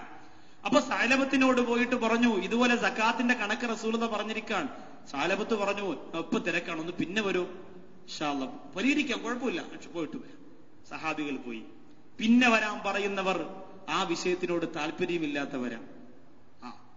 ഒരാൾ വന്നു, പള്ളിയുടെ കാര്യം പറയാനാ വന്നേ. അസ്ർ കഴിഞ്ഞ് വരും കേട്ടോ, ഇപ്പൊ തിരക്കില്ല എന്ന് പറഞ്ഞാൽ ഈ കാര്യത്തിനോട് വലിയ താല്പര്യമില്ല എന്നർത്ഥം. താല്പര്യം ഉണ്ടെങ്കിൽ നമ്മൾ കസേരയായിട്ട് ഇരുത്തൂലേ. അപ്പൊ അസ്ർ കഴിഞ്ഞ് വരും എന്ന് പറഞ്ഞാൽ താല്പര്യം കുറഞ്ഞു പോയി, സമയം ഉണ്ടെങ്കിൽ അന്നേരം പരിഹരിക്കാം. അപ്പൊ സഅലബത്ത് പറഞ്ഞു പിന്നെ വരാൻ പറഞ്ഞു. ഇവരെല്ലാ സ്ഥലത്തും പോയി സക്കാത്തിന്റെ കാര്യമൊക്കെ പറഞ്ഞിട്ട് അവസാനം സഅലബത്തിന്റെ അടുത്ത് വന്നപ്പോ പ്രവാചകൻ കൊടുത്ത ലിസ്റ്റ് വാങ്ങിച്ചു നോക്കി, കണക്ക് എങ്ങനെ ഉണ്ടെന്ന് നോക്കട്ടെ. വാങ്ങിച്ചു നോക്കിയിട്ട് പറഞ്ഞു, ഇത് വല്ലാത്തൊരു കണക്കാണല്ലോ, ഇത്രയും ആട് പാവപ്പെട്ടവർക്ക് കൊടുക്കാന്ന് പറഞ്ഞാൽ കളിച്ച കാര്യമാണോ? ഞാൻ ആലോചിക്കാം, ഇത് സൽക്കാരം കൊണ്ടുപോയിക്കോളാൻ പറഞ്ഞു. ആരാ പറയണേ? ആരാ പറയുന്നേ? നബിയേ, എനിക്ക് സമ്പത്തുണ്ടാകാൻ ദുആ ചെയ്യണമെന്ന് പറഞ്ഞ സഅലബത്താണ് പറയുന്നത്. ഹമാമത്തുൽ മസ്ജിദ് എന്ന പള്ളിയുടെ മാടപ്രാവാര സഅലബത്താണ് പറയുന്നത്. ഓർത്തു നോക്കണം, അല്ലാഹുവിന്റെ പരീക്ഷണം എവിടം വരെ എത്തിയെന്ന് ഓർത്തു നോക്കണം. അവസാനം എന്തുകൊണ്ട് സഅലബത്തിന് പേടിയില്ലാതായെന്ന് പറഞ്ഞാൽ, സകാത്തിന് അർഹതപ്പെട്ട സ്വത്ത് സഅലബത്ത് തിന്നു തുടങ്ങിയപ്പോ, ഹറാമിയത്ത് തിന്നു തുടങ്ങിയപ്പോ പിന്നെ പ്രവാചകന്റെ നസീഹത്തിൽ ബലമില്ലാതായി. പലിശക്കാര് പ്രസംഗം കേട്ട് കരയുന്ന ചരിത്രമില്ല ലോകത്ത്, ഒരാൾ പോലും കരയൂല. അങ്ങനെ കരഞ്ഞു പോയാ അൽഹംദുലില്ലാഹ് അവന് ഹിദായത്തിന്റെ വെളിച്ചമല്ല കൊടുക്കാൻ പോവാൻ. ഏതെങ്കിലും പലിശക്കാർ ഇഅ്തികാഫിന്റെ സമയത്ത് ദുആ കേട്ടൊരൽപ്പം ഒന്ന് കണ്ണ് നിറഞ്ഞു പോയാ അൽഹംദുലില്ലാഹ് അവരെ അല്ലാഹു രക്ഷപ്പെടുത്താൻ പോവുകയാണ്. ആരുടെ കണ്ണ് നിറയുന്നില്ലയോ? ഇല്ല മോനെ, ഇപ്പോഴും നിന്നെ പടച്ചോന് ശരിവെച്ചിട്ടില്ല. ഹറാമിയത്തെന്ന് പറഞ്ഞാ പലിശ മാത്രമല്ല, വയർ സൂക്ഷിക്കാൻ പറയുമ്പോ പലിശ മാത്രമല്ല, പിന്നെയോ നമ്മുടെ വീടിന്റെ അപ്പുറത്ത് താമസിക്കുന്ന സഹോദരിയുടെ പൊരുത്തമില്ലാതെ അവരുടെ റബ്ബറിന്റെ വിറക് കൊള്ളിയുണ്ടല്ലോ, ആ കൊള്ളി ഒടിച്ചു കൊണ്ടുവന്നിട്ട് ചായയിട്ട് കുടിച്ചാലും അത് ഹറാമ് തന്നെ. പലിശ മാത്രമാണ് ഹറാമെന്ന് പറയുന്ന ചില ആൾക്കാരുണ്ടില്ല. റബ്ബറിന്റെ ഉണങ്ങി പൊട്ടി വീഴുന്ന റബ്ബറിന്റെ കുരു ഉണ്ടല്ലോ, പെട്ടെന്ന് പാവപ്പെട്ടവരോട് അത് പറഞ്ഞാലേ മനസ്സിലാവൂ. നമുക്കതറിയില്ല, നമ്മൾ ഇന്ന് ഗ്യാസിന്റെ മുമ്പിൽ ജീവിക്കുന്നവരാ. പാവപ്പെട്ട സഹോദരിമാർ ഉണക്ക സമയത്ത് റബ്ബർ ഇങ്ങനെ പൊട്ടി പൊട്ടി പൊട്ടി പുരയിടത്തിൽ വീഴാറുണ്ട്. അതിന്റെ കുരു കൊണ്ടുവന്ന്, ചൂടാണ്, അത് കൊണ്ടുവന്ന് അടുപ്പിലേക്ക് ഇട്ടുകൊടുത്താൽ പെട്ടെന്ന് തീ കത്തും. അതുപോലെ റബ്ബറിന്റെ ചുള്ളി, ഇത് ഏത് പുരയിടത്തിൽ നിന്ന് നമ്മളെടുത്താലും അവരുടെ പൊരുത്തം വേണം. ഈസാ നബി അലൈഹിസ്സലാത്തു വസ്സലാം അദ്ദേഹത്തിന് അല്ലാഹു സുബ്ഹാനഹു വ തആല കൊടുത്തിരുന്ന വലിയ ഒരു കഴിവായിരുന്നു മരിച്ചവരെ ഖബറിന്റെ അടുത്ത് പോയിട്ട് ചില സമയത്തൊക്കെ ഈസാ നബി പറയും, ഖും, എഴുന്നേറ്റ് വരാൻ പറയും ഖബറിൽ നിന്ന്. ആ മനുഷ്യൻ ഖബറിൽ നിന്ന് എഴുന്നേറ്റ് വരും. ഈ ഈസാ നബി അലൈഹി സ്വലാത്തു വസ്സലാം കാര്യങ്ങളൊക്കെ ചോദിച്ചിട്ട് തിരിച്ചു പോകാൻ പറയും. എന്നിട്ട് തന്റെ അനുയായികളോട് പറഞ്ഞു കൊടുക്കും, ഇന്നൊരു ഖബറിൽ നിന്ന് ഞാൻ ഒരാളെ ഉണർത്തി, അയാളുടെ ഖബറിന്റെ അവസ്ഥ ഇന്നതാണെന്ന് പറഞ്ഞു, അതുകൊണ്ട് നിങ്ങൾ അത് ചെയ്യല്ലേ എന്ന് ഈസാ നബി അലൈഹി സ്വലാത്തു വസ്സലാം പറഞ്ഞു കൊടുത്തിരുന്നു. ധാരാളം സംഭവങ്ങൾ അങ്ങനെ റിപ്പോർട്ട് ചെയ്യും. ഇർഷാദുൽ ഇബാദ് എന്ന് പറയുന്ന കിതാബിനകത്ത് പറയുന്നു, ഈസാ നബി അലൈഹി സ്വലാത്തു വസ്സലാം ഒരിക്കൽ ഒരു ഖബറിന്റെ അടുത്ത് പോയിട്ട് ഖും യാ അല്ലാഹ് ഖും, എഴുന്നേറ്റ് വരാൻ പറഞ്ഞു. അയാൾ ഖബർ തുറന്ന് എഴുന്നേറ്റ് വന്നു. ഈസാ നബി അലൈഹി സ്വലാത്തു വസ്സലാമിന് മാത്രമേ അത് കാണാനും സംസാരിക്കാനുള്ള കഴിവുള്ളൂ. ഈസാ നബി ചോദിച്ചു, എങ്ങനെയുണ്ട് ഖബറിന്റെ അവസ്ഥ?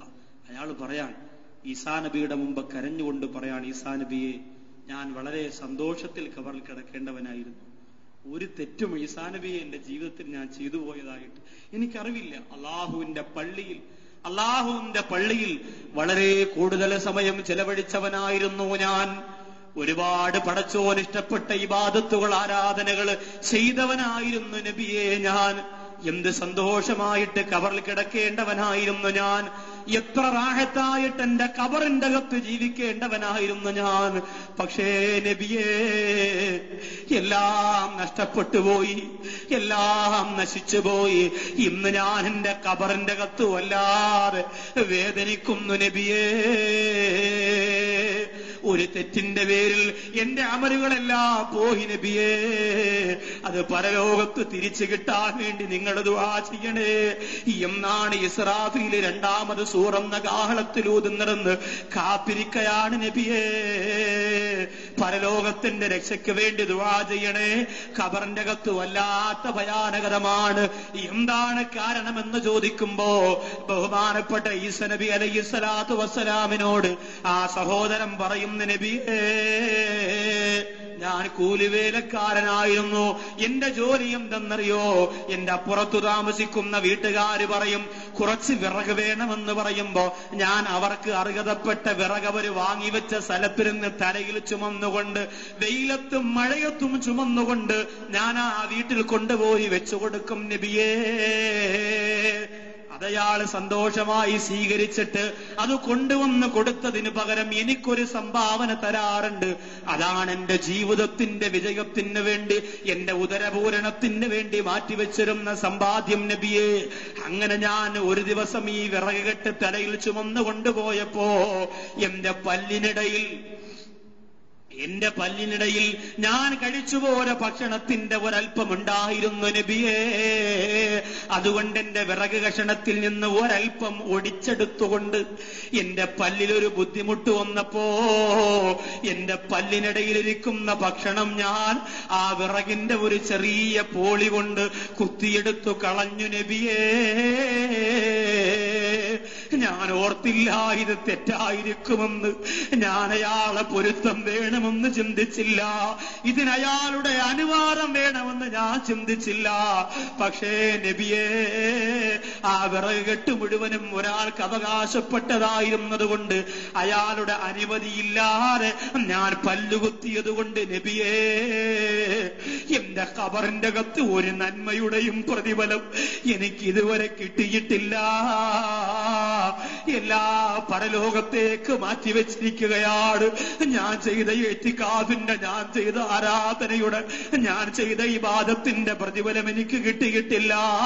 എന്റെ പ്രിയമുള്ളവരെ, ഹറാമ് സമ്പാദിക്കുന്നവന്റെ തോളത്ത് കൈയിട്ടുകൊണ്ട് അവൻ വാങ്ങിയ ഈത്തപ്പഴം അവന്റെ കൂടെ വന്നിരുന്നുകൊണ്ട് നോമ്പ് തുറക്കുന്ന സമയത്ത് ലജ്ജയില്ലാതെ എടുത്തു കഴിക്കുമ്പോ, മോനെ, നീ ചെയ്തു പോയ ഇബാദത്തുകൾ നിനക്കെതിരെ തിരിയുന്ന സാഹചര്യമാണ്.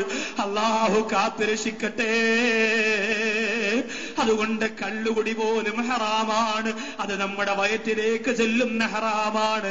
അയൽവാസിയുടെ പൊരുത്തമില്ലാതെ അവരുടെ പ്ലാവിന്റെ മൂട്ടിൽ വീഴുന്ന ചക്കയുടെ കുരുവ് പോലും ഹറാമാണ്. റബ്ബറിന്റെ കുരു പോലും ഹറാമാണ്. കൊള്ളി പോലും ഹറാമാണ്. അയൽവാസിയുടെ വീട്ടിന്റെ പുരയിടത്തിൽ നിൽക്കുന്ന പുല്ലുണ്ടല്ലോ, അത് നിന്റെ നിന്റെ വീട്ടിൽ വളരുന്ന മൃഗങ്ങളെ കൊണ്ടുവന്ന് കഴിക്കാൻ വേണ്ടി അഴിച്ചു വിട്ടുകൊടുത്ത അതുപോലും ഹറാമാണ് മോനെ. അതുകൊണ്ട് തീരുമാനിച്ചോ നൗഷാദ് വാക്കവിക്ക് നിങ്ങൾ ആരുടെയും കയ്യടി വേണ്ട. ഉസ്താദ് എന്നാലും എന്നെ കുറിച്ച് അങ്ങനെ പറഞ്ഞല്ലോ, നിങ്ങൾക്ക് 27-ാം രാവിന് 1000 രൂപ തരാമെന്ന് വിചാരിച്ചതാണ്, ഇനി ഞാൻ തരൂല എന്ന് പറഞ്ഞ് നിങ്ങൾ പിരിഞ്ഞു പോയാൽ നിങ്ങളൊരാളും ഈ പാവപ്പെട്ടവരെ സഹായിച്ചില്ലെങ്കിലും അള്ളാഹു പട്ടിണിയില്ലാതെ കഴിഞ്ഞു പോകാൻ ഇൽമിന്റെ ബറക്കത്ത് കൊണ്ട് അള്ളാഹു ഉസ്താദുമാരുടെ പൊരുത്തം കൊണ്ട് തൗഫീക്ക് തരുമെന്ന വിശ്വാസം എനിക്കുള്ളത് കൊണ്ട് ഒരാളുടെയും തോളത്ത് കൈയിടണ്ട, ഒരാളുടെയും സർട്ടിഫിക്കറ്റ് വേണ്ട, ഒരാളുടെയും കയ്യടി വേണ്ട.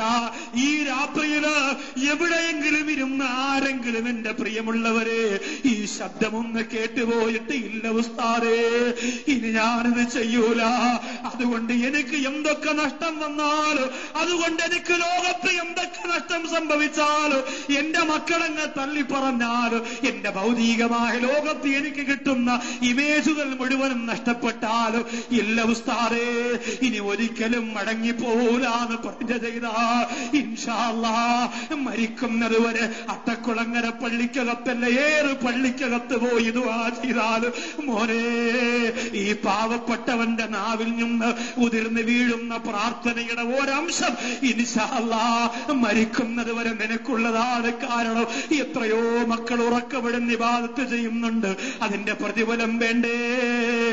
പാവപ്പെട്ടവർക്ക് കഞ്ഞി കൊടുക്കുമ്പോ അതിന്റെ പ്രതിഫലം വേണ്ടേ? ഇത്കാഫിരിക്കുമ്പോ അതിന്റെ പ്രതിഫലം വേണ്ടേ?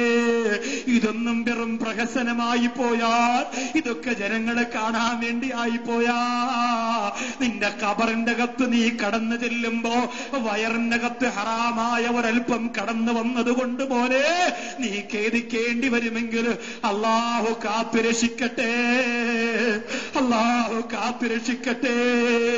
മരിക്കുന്നത് വരെ അറിഞ്ഞുകൊണ്ട് ഹറാമിയത്തിൽ ബന്ധപ്പെടല്ലേ. അത് കള്ളുകുടിയാണെങ്കിലും ശരി, അതും ഹറാമിയത്താണ്. കള്ളുകുടി ആ കള്ള് ഉദരത്തിനകത്തുണ്ടെങ്കിൽ നിങ്ങൾ വിചാരിക്കുക റമദാൻ മുമ്പ് കുടിച്ചതൊക്കെ ഈ കഞ്ഞിയൊക്കെ കുടിച്ചപ്പോ ദഹിച്ചു പോയിട്ടുണ്ട്, ഇനി അതിന്റെ അംശമൊന്നും ഉണ്ടാവില്ല. ഇല്ല, ഈ രാത്രിയിൽ നിങ്ങൾ ഇൻഷാ അല്ലാഹ് കരഞ്ഞുകൊണ്ട് ദുആ ചെയ്യാൻ തയ്യാറാണെങ്കിൽ കുടിച്ചവരും കുടിക്കാത്തവരും ഒക്കെ ഇൻഷാ അല്ലാഹ് ഇനി ഞാൻ മദ്യം എന്റെ കൈകൊണ്ട് തൊടൂല ഉസ്താദേ, പോവില്ല. പെരുന്നാളിന് പാർട്ടി വേണ്ടെന്ന് ഇപ്പോഴും വിളിച്ചു വെച്ചുകൊണ്ടിരിക്കുന്ന എത്രയോ കൂട്ടുകാരുണ്ട്. ഇല്ലടാ കഴിയട്ടെ, ഇനി 3-4 ദിവസം കൂടി ഉണ്ട് എന്ന് പറഞ്ഞ് മൊബൈൽ ഓഫാക്കി വെക്കാൻ. ഓണം പോലെ, ഉത്രാടം പോലെ, തിരുവോണം പോലെ കൊണ്ടാടാനുള്ളതല്ല ഈദുൽ ഫിത്തർ. ഈദുൽ ഫിത്തർ എന്ന് പറയുന്നതിന്റെ ഏറ്റവും വലിയ സന്തോഷം 2.5 കിലോ അരി ഒരു പാവപ്പെട്ടവർക്ക് കൊടുക്കുക, ഹനഫി മദ്ഹബ് പ്രകാരം, ഇല്ലെങ്കിൽ അതിന്റെ പൈസ കൊടുക്കുക. ഇതല്ലാതെ എന്റെ പ്രിയമുള്ളവരെ, ഇതല്ലാതെ ഈദുൽ ഫിത്തറിന്റെ മറ്റാഘോഷം പിന്നെ എല്ലാ ബന്ധുക്കളെയും കുടുംബക്കാരെയും കണ്ട് സലാം പറയല. ഇതിലുപരി വേറെ ഒരു ആഘോഷം നമ്മൾ കണ്ടെത്തുകയാണെങ്കിൽ, ആഭാസത്തിന് വേണ്ടിയിട്ട് അതിരുകടന്ന ആഘോഷ മേഖലയിലേക്ക് നമ്മൾ കടന്നുപോയാൽ ഈ 30ഉം പൊട്ടിപ്പൊളിഞ്ഞു പോകും. അള്ളാഹു കാക്കുമാറാകട്ടെ. ഈ കഷ്ടപ്പാടിന്, ഈ ഉറക്കമൊഴിച്ചതിന് അള്ള പ്രതിഫലം തന്നാൽ ആ പ്രതിഫലം മീസാനിലെ വലിയ ഭാരമുള്ളതാണ്. പ്രതിഫലം തന്നില്ലെങ്കിൽ അതേപോലെ ഒരു നഷ്ടം വേറെയുണ്ടോ? അതേപോലെ ഒരു നഷ്ടം വേറെയുണ്ടോ? അതുകൊണ്ട് എന്റെ പ്രിയമുള്ളവരെ, ഒന്നാമത്തെ കാര്യം വയറിനെ സൂക്ഷിക്കലാണ്. പലിശ ഒഴിവാക്കുക, കള്ളുകുടി, അതുപോലെ തന്നെ ലഹരി പദാർത്ഥങ്ങളൊക്കെ ഒഴിവാക്കണം നമ്മൾ കഴിവിന്റെ പരമാവധി. നോമ്പ് തുറക്കണ സമയത്തൊക്കെ കുഞ്ഞുമക്കള് പെപ്സിയൊക്കെ വാങ്ങിച്ചോണ്ടാ മുകളിൽ വന്നിരുന്ന് കുടിക്കണേ. അത് ലഹരി എന്ന് ഞാൻ പറയണില്ല, പക്ഷെ നോമ്പ് തുറക്കുന്ന സമയം അത് ഒഴിവാക്കണം. ശരീരത്തിന് ഒരുപാട് രോഗങ്ങൾ ഉണ്ടാക്കും, ഒത്തിരി രോഗങ്ങൾ ഉണ്ടാക്കും. അത് നമ്മൾ കഴിവിന്റെ പരമാവധി ഒഴിവാക്കണം. നോമ്പ് തുറക്കണ സമയത്ത് കഞ്ഞി, ഈത്തപ്പഴം, ചായ, അതൊക്കെയാണ് നമ്മുടെ ശരീരത്തിന് നല്ല. ഫ്രൂട്ട് സാധനങ്ങൾ, പഴം, ഇത് ഒരു 20 രൂപ കൊടുത്ത് ഇതൊരു കുപ്പി വാങ്ങണേക്കാളും നല്ലത് ഒരു 20 രൂപ കൊടുക്കുമ്പോൾ നല്ല ഓറഞ്ച് ജ്യൂസ് കിട്ടും. എന്ത് സുഖമാണ് ശരീരത്തിന്, എന്ത് റാഹത്താണ്. മറ്റത് നമുക്ക് ശരീരത്തിന് അന്നേ ഒരു സുഖം തോന്നുമെങ്കിലും ഒരുപാട് രോഗമുണ്ടാകും. പ്രത്യേകിച്ച് അത് കുടിക്കുന്നത് കുഞ്ഞുമക്കളാണ്. കുഞ്ഞുമക്കളാണ്. ഇന്ന് 25 വയസ്സ് കഴിഞ്ഞവർക്ക് തറാവീ നിസ്കരിക്കണമെങ്കിൽ 101 പ്രാവശ്യം അള്ളാഹെ വിളിക്കണം. അത്രയ്ക്ക് മുട്ടുവേദന എടുത്തു തുടങ്ങിയിട്ടുണ്ട്. ഒരുപാട് രോഗങ്ങൾ ഇന്നുണ്ട്. പക്ഷേ ഈ കുഞ്ഞുമക്കൾ ഇപ്പോഴേ ഇതൊക്കെ ഉപയോഗിച്ചു തുടങ്ങിയാൽ എത്ര വയസ്സുവരെ എത്തുമെന്ന് ആർക്കറിയാം? ഇബാദത്ത് ചെയ്യാൻ പറ്റണ്ടേ? ആരോഗ്യ സംരക്ഷണം ഇസ്ലാമിൽ പ്രധാനമായ ഒരു ഭാഗമാണ്. ആരോഗ്യ സംരക്ഷണം ഇസ്ലാമിൽ പ്രധാനമായ ഒരു ഭാഗമാണ്. പുകവലിയൊക്കെ ശരിക്കും ആരോഗ്യത്തെ ക്ഷയിപ്പിക്കണ കാര്യമാണ്. നിയന്ത്രിക്കാൻ പറ്റുമെങ്കിൽ ഇൻഷാ അല്ലാഹ് അത് ചെയ്യുക. നിർത്താൻ പറഞ്ഞാൽ നിങ്ങൾ നിർത്തൂല എന്ന് എനിക്കറിയാം. ശീലിച്ചു പോയതുകൊണ്ട് നിർത്താൻ വലിയ പാടാണ്. പക്ഷെ ഞാൻ പറയാൻ, നിങ്ങളെ കൊണ്ട് പറ്റുമെങ്കിൽ, നിയന്ത്രിക്കാൻ പറ്റുമെങ്കിൽ ഈ റമദാനിലെ നമുക്ക് കുറെയൊക്കെ ഒഴിവാക്കിയെടുക്കാൻ പറ്റും. ശ്രദ്ധിക്കണം. അള്ളാഹു തൗഫീക്ക് തരുമാറാകട്ടെ. അതിനുവേണ്ടിയൊക്കെ ദുആ ചെയ്യലും, ശ്രമിച്ചിട്ട് ദുആ ചെയ്യണം. ഇല്ലാതെ പറ്റില്ല. ശ്രമിച്ചിട്ട് ദുആ ചെയ്താൽ ഇൻഷാ അല്ലാഹ് അതൊക്കെ നടക്കും. അള്ളാഹു തൗഫീക്ക് തരട്ടെ. സമയം ഒരുപാടായി, അറിഞ്ഞില്ല. 1:30 മണി കഴിഞ്ഞു. ഒരുപാട് സമയമായി. ഞാൻ ശ്രദ്ധിച്ചില്ല. ഈ കവറിനെ കുറിച്ച് ഇങ്ങനെ പറഞ്ഞുകൊണ്ട് കുറച്ചുകൂടി പറഞ്ഞിട്ട് ഇൻഷാ അല്ലാഹ് നമുക്ക് ദുആ ചെയ്യാം. ഒരു കാര്യം എന്ന് പറഞ്ഞോളൂ, ഹിഫ്ളുൽ ബത്തൻ, വയറിനെ സൂക്ഷിക്കുക. ബാക്കി 3 കാര്യം ഇൻഷാ അല്ലാഹ് നാളെ പറയാം.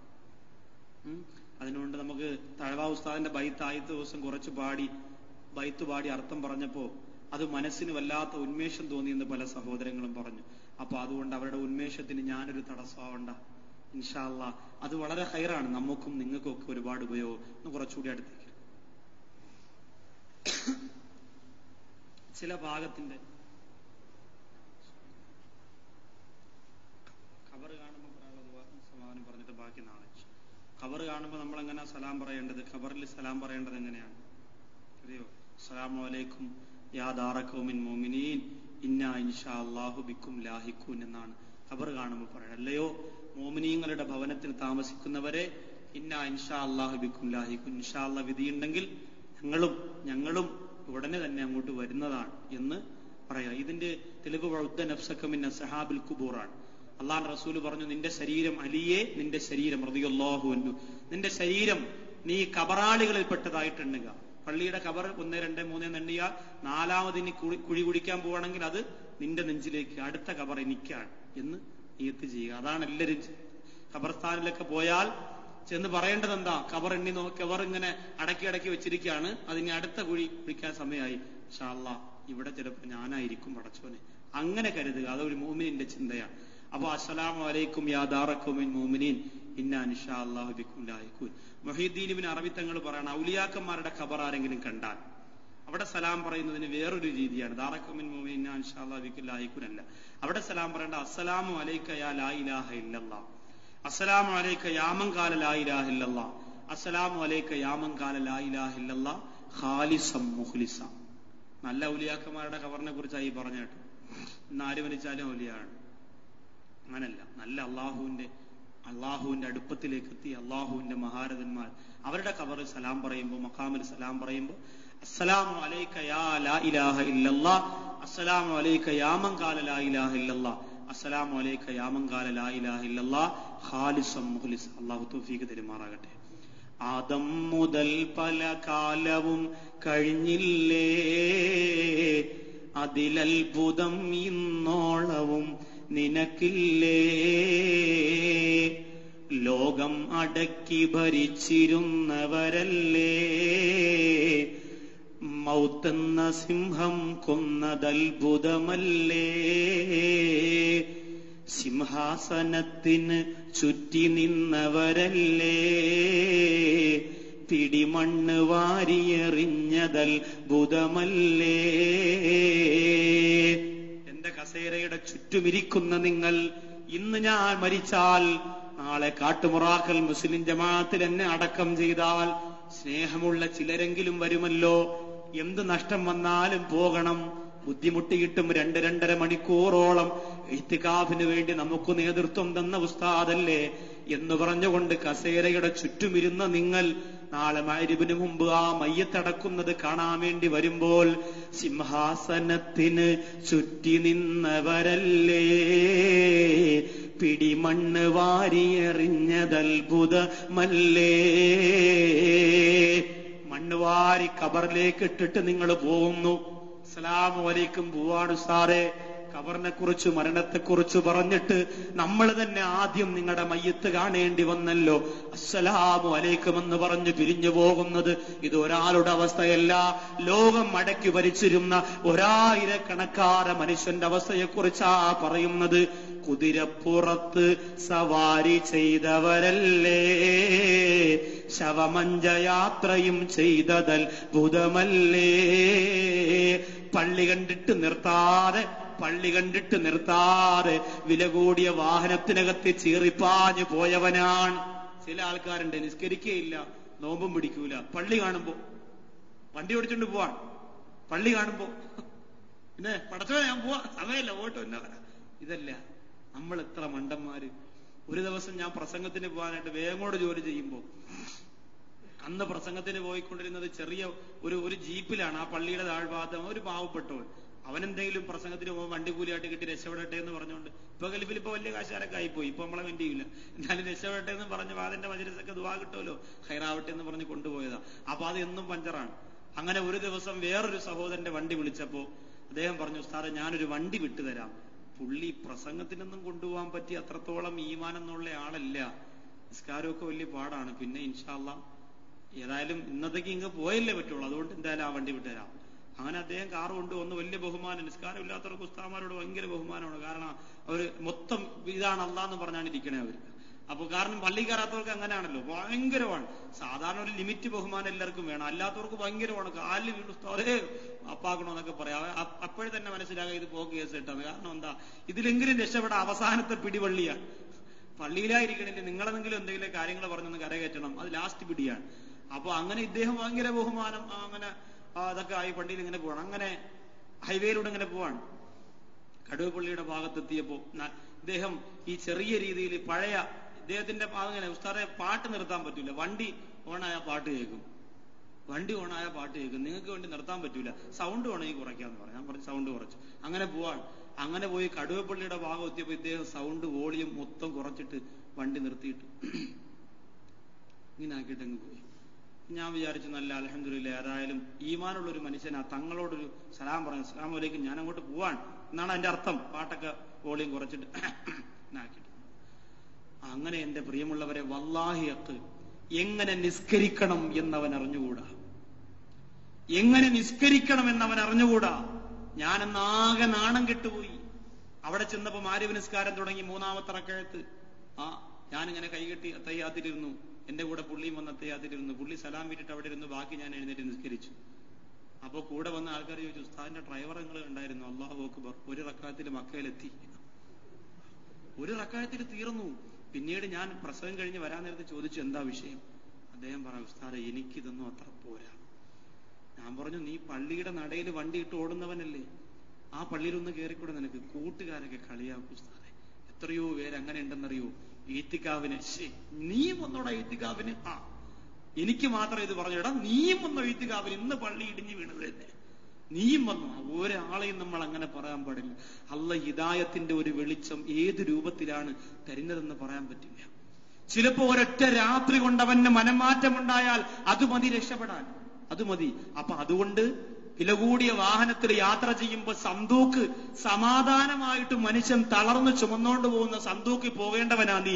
അതുകൊണ്ട് പള്ളി കാണുമ്പോ മര്യാദയ്ക്ക് നീ വണ്ടി നിർത്തണത് പോലെ നിർത്തി അതിനകത്തും കയറിയിരിക്കാനുള്ള ഒരു മര്യാദ നിനക്കുണ്ടാവണം. അള്ളാഹു തൗഫീക്ക് തരുമാറാകട്ടെ. എത്ര വില കൂടിയ വാഹനത്തിൽ പോയാലും ഇന്ധനമില്ലാതെ ചുമന്നുകൊണ്ടുപോകുന്ന വാഹനം നമ്മൾ മറക്കാൻ പാടില്ല. അള്ളാഹു നമുക്ക് നല്ല രീതിയിലുള്ള മരണവും നല്ല യാത്രയും നൽകി അനുഗ്രഹിക്കുമാറാകട്ടെ. മണിമേട മുകളിൽ ഉല്ലസിച്ചവരല്ലേ, മണ്ണിന്റെ കീഴിൽ പെട്ടതത്ഭുതമല്ലേ. എന്ത് രസമാണ് വൈകുന്നേരം രണ്ടാമത്തെ നിലയുടെ മുകളിൽ ചൂരൽ കസേരയിലങ്ങ് ചാരിയിരുന്നു കൊണ്ട് ഒരു സിഗരറ്റൊക്കെ വലിച്ചിങ്ങനെ ഹൈവേയിലൂടെ വണ്ടി പോകുന്നതും നോക്കി കിടക്കാൻ എന്തു സുഖമാണ് മുസ്ലിമേ. മണ്ണിന്റെ കീഴിൽ പെട്ടതത്ഭുതമല്ലേ. ഇന്ന് നീ എല്ലാവരുടെയും താഴെയാണ്, നിന്റെ മുകളിലൂടെയാണ് പട്ടി പോലും ഓടുന്നത്, പൂച്ച പോലും ഓടുന്നത്. പള്ളിയുടെ ബാത്റൂമിൽ പോകുന്നവർ നിന്റെ കബറുകൾക്കിടയിലൂടെയാണ് നടന്നു പോകുന്നത്. അത് അത്ഭുതമല്ലേ എന്ന് തഴവ ഉസ്താദ് ചോദിക്കുന്നു. അള്ളാഹു ബഹുമാനപ്പെട്ടവരുടെ ഖബർ വിശാലമാക്കി കൊടുക്കട്ടെ. മൈനറിയത്തിയുമായി കന്തടം ഒലിച്ചില്ലേ, മണവാട്ടിയെയും വിട്ടതത്ഭുതമല്ലേ. നിന്റെ മക്കൾ യതീമായി നിന്റെ അടുത്ത് വന്നിരുന്നു കൊണ്ട് പൊട്ടിക്കരയുന്നു. ഇന്നലെ വരെ ശുക്കൂറ എന്ന് വിളിച്ചിരുന്നവർ ഇന്ന് വിളിക്കുന്നു യതീമേ. ഇന്നവൻ യതീമായവൻ, വാപ്പയില്ലാത്തവനായി. പിന്നെ നിന്റെ മണവാട്ടിയും പിരിഞ്ഞു പോയില്ലേ? ആ മണവാട്ടിയും നിന്നെ കൈവടിഞ്ഞു പോയില്ലേ? കെട്ടിപ്പുണർന്നവൾ ചുംബനം തന്നില്ലേ? അവൾ അന്യമെത്തയിൽ പെട്ടതത്ഭുതമല്ലേ? നീ മരിച്ചപ്പോ നിനക്ക് വേണ്ടി ഒരു ഖത്തം ഓതി തീർന്നപ്പോ 4 മാസവും 10 ദിവസവും ഇദ്ദയുടെ കാലാവധി കഴിഞ്ഞു. പിന്നെ ബന്ധുക്കൾ വന്നിട്ട് പറഞ്ഞു, ഇനി നിങ്ങളുടെ മോക്കൊരു ആലോചന വന്നിട്ടുണ്ട്. അപ്പൊ പറയാണ്, അവൾ ഭർത്താവിന്റെ ചിന്ത വിട്ടുപോയില്ല, അവളുടെ മനസ്സ് വേദനിച്ചു കൊണ്ടിരിക്കാൻ. ഇല്ല, നമുക്കതങ്ങോട്ട് ആലോചിക്കാം. അങ്ങനെ ആലോചിക്കാം തീരുമാനിക്കുന്നു. അങ്ങനെ നീ ഖബറിന്റെ അകത്ത് തീക്കുണ്ടാരത്തിൽ കിടക്കുമ്പോ അവൾ അന്യമെത്തയിൽ പെട്ടതത്ഭുതമല്ലേ? എത്ര രാത്രി വാരിപ്പുണർന്ന പെണ്ണാ, ഇന്ന് അന്യപുരുഷനാരെ വേറൊരു ഭർത്താവ് അവൾക്ക് കിട്ടിപ്പോയി. നിന്നെ മറന്നുപോയില്ലേ?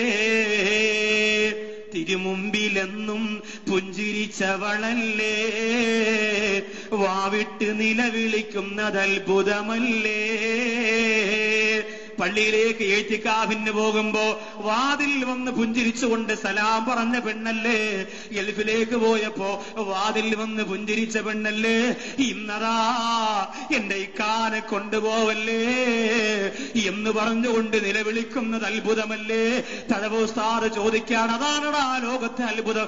താജ്മഹൽ കണ്ട് അത്ഭുതപ്പെടുന്നവനെ, കുത്തുബ് മിനാർ കണ്ട് അത്ഭുതപ്പെടുന്നവനെ, ചൈനയുടെ വൻമതിൽ കണ്ട് അത്ഭുതപ്പെടുന്നവനെ, നിന്റെ ഭാര്യ നിന്നെ കണ്ട് പുഞ്ചിരിച്ചിരുന്നവൾ നിന്നെ പൊതിഞ്ഞു വെച്ചപ്പോ ആ മയ്യത്ത് കട്ടിൽ നോക്കി പൊട്ടിക്കരയുന്നത് ഇന്ന് ഏറ്റവും വലിയ അത്ഭുതമല്ലേ? കൂട്ടായി കഴിഞ്ഞവരൊക്കെയും പിരിഞ്ഞില്ലേ?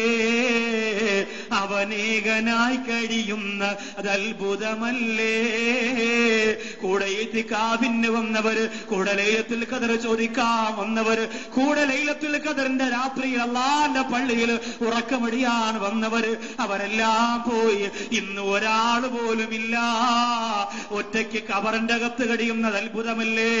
ഉദരം ക്രമേണ പഴുത്ത് ചീഞ്ഞൊലിച്ചില്ലേ? അത് പൊട്ടി ഖബർ നിറഞ്ഞ് അതത്ഭുതമല്ലേ? അടക്കിയിട്ടൊരു 3-4 ദിവസം കഴിഞ്ഞ് നിന്റെ ഖബർ തുറന്നു നോക്കാൻ എന്റെ പ്രിയമുള്ളവരെ നിങ്ങൾക്ക് സാധിച്ചിട്ടുണ്ടോ? ചിറയൻകീഴ് കാട്ടുപുറാക്കൽ പള്ളിയുടെ ഖബർസ്ഥാനില് സിനിമാ നടനായ പ്രേം നസീറിന്റെ ഖബറുണ്ട്. ആ പ്രേം നസീറിനെ അടക്കിയിട്ട് 1 വർഷം തികയുന്നതിന് മുമ്പ് കുറെ ജനങ്ങൾ വന്ന് ആ ഖബർ തോണ്ടി. എന്റെ പ്രിയമുള്ളവര്, കുറെ ജനങ്ങൾ വന്ന് ആ ഖബർ തോണ്ടിയിട്ട് ഇടിഞ്ഞു വീടാറാര ഖബറിന്റെ പലക വരെ തോണ്ടിയെടുത്തു. എന്നിട്ട് ആ പലക മാറ്റി വെച്ചിട്ട് രാത്രിയിൽ ഓടിക്കളഞ്ഞു.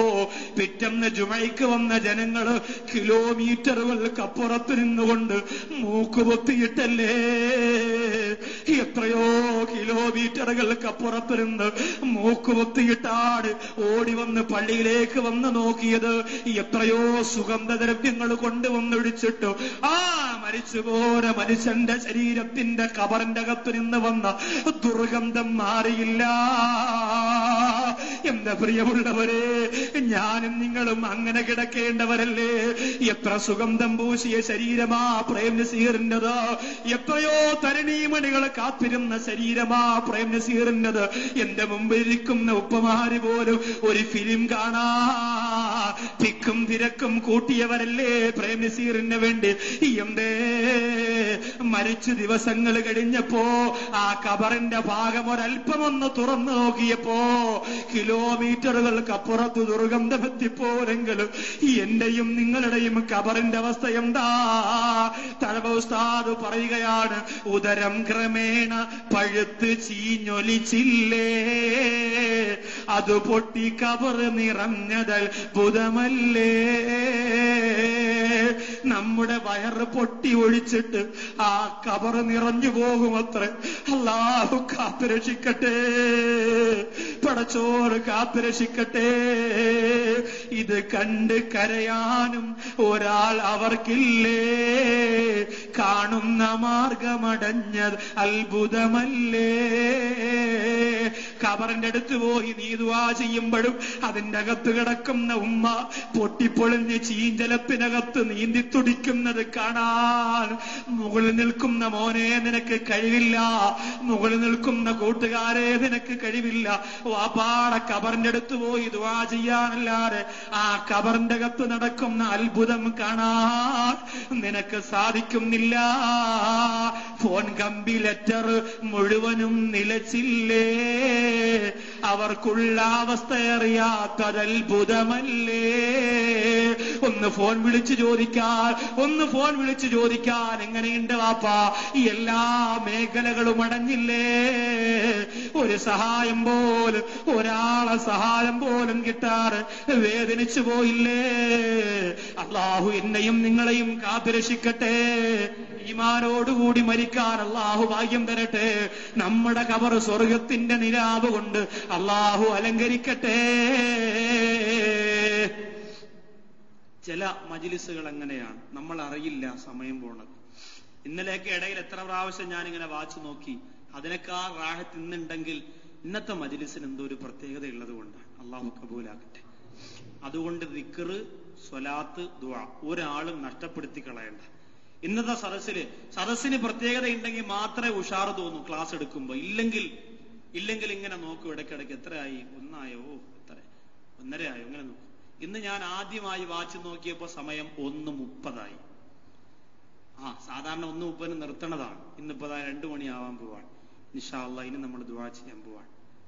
മുഖം കഴുകാനുണ്ടെങ്കിൽ പെട്ടെന്ന് എല്ലാവരും കൂടി ഇറങ്ങി പോകണ്ട, അത്യാവശ്യമുള്ളവരൊന്ന് മുഖം കഴുകാനും, പിന്നെ കാല് മടക്കി നൂത്തൊക്കെ വെക്കാൻ.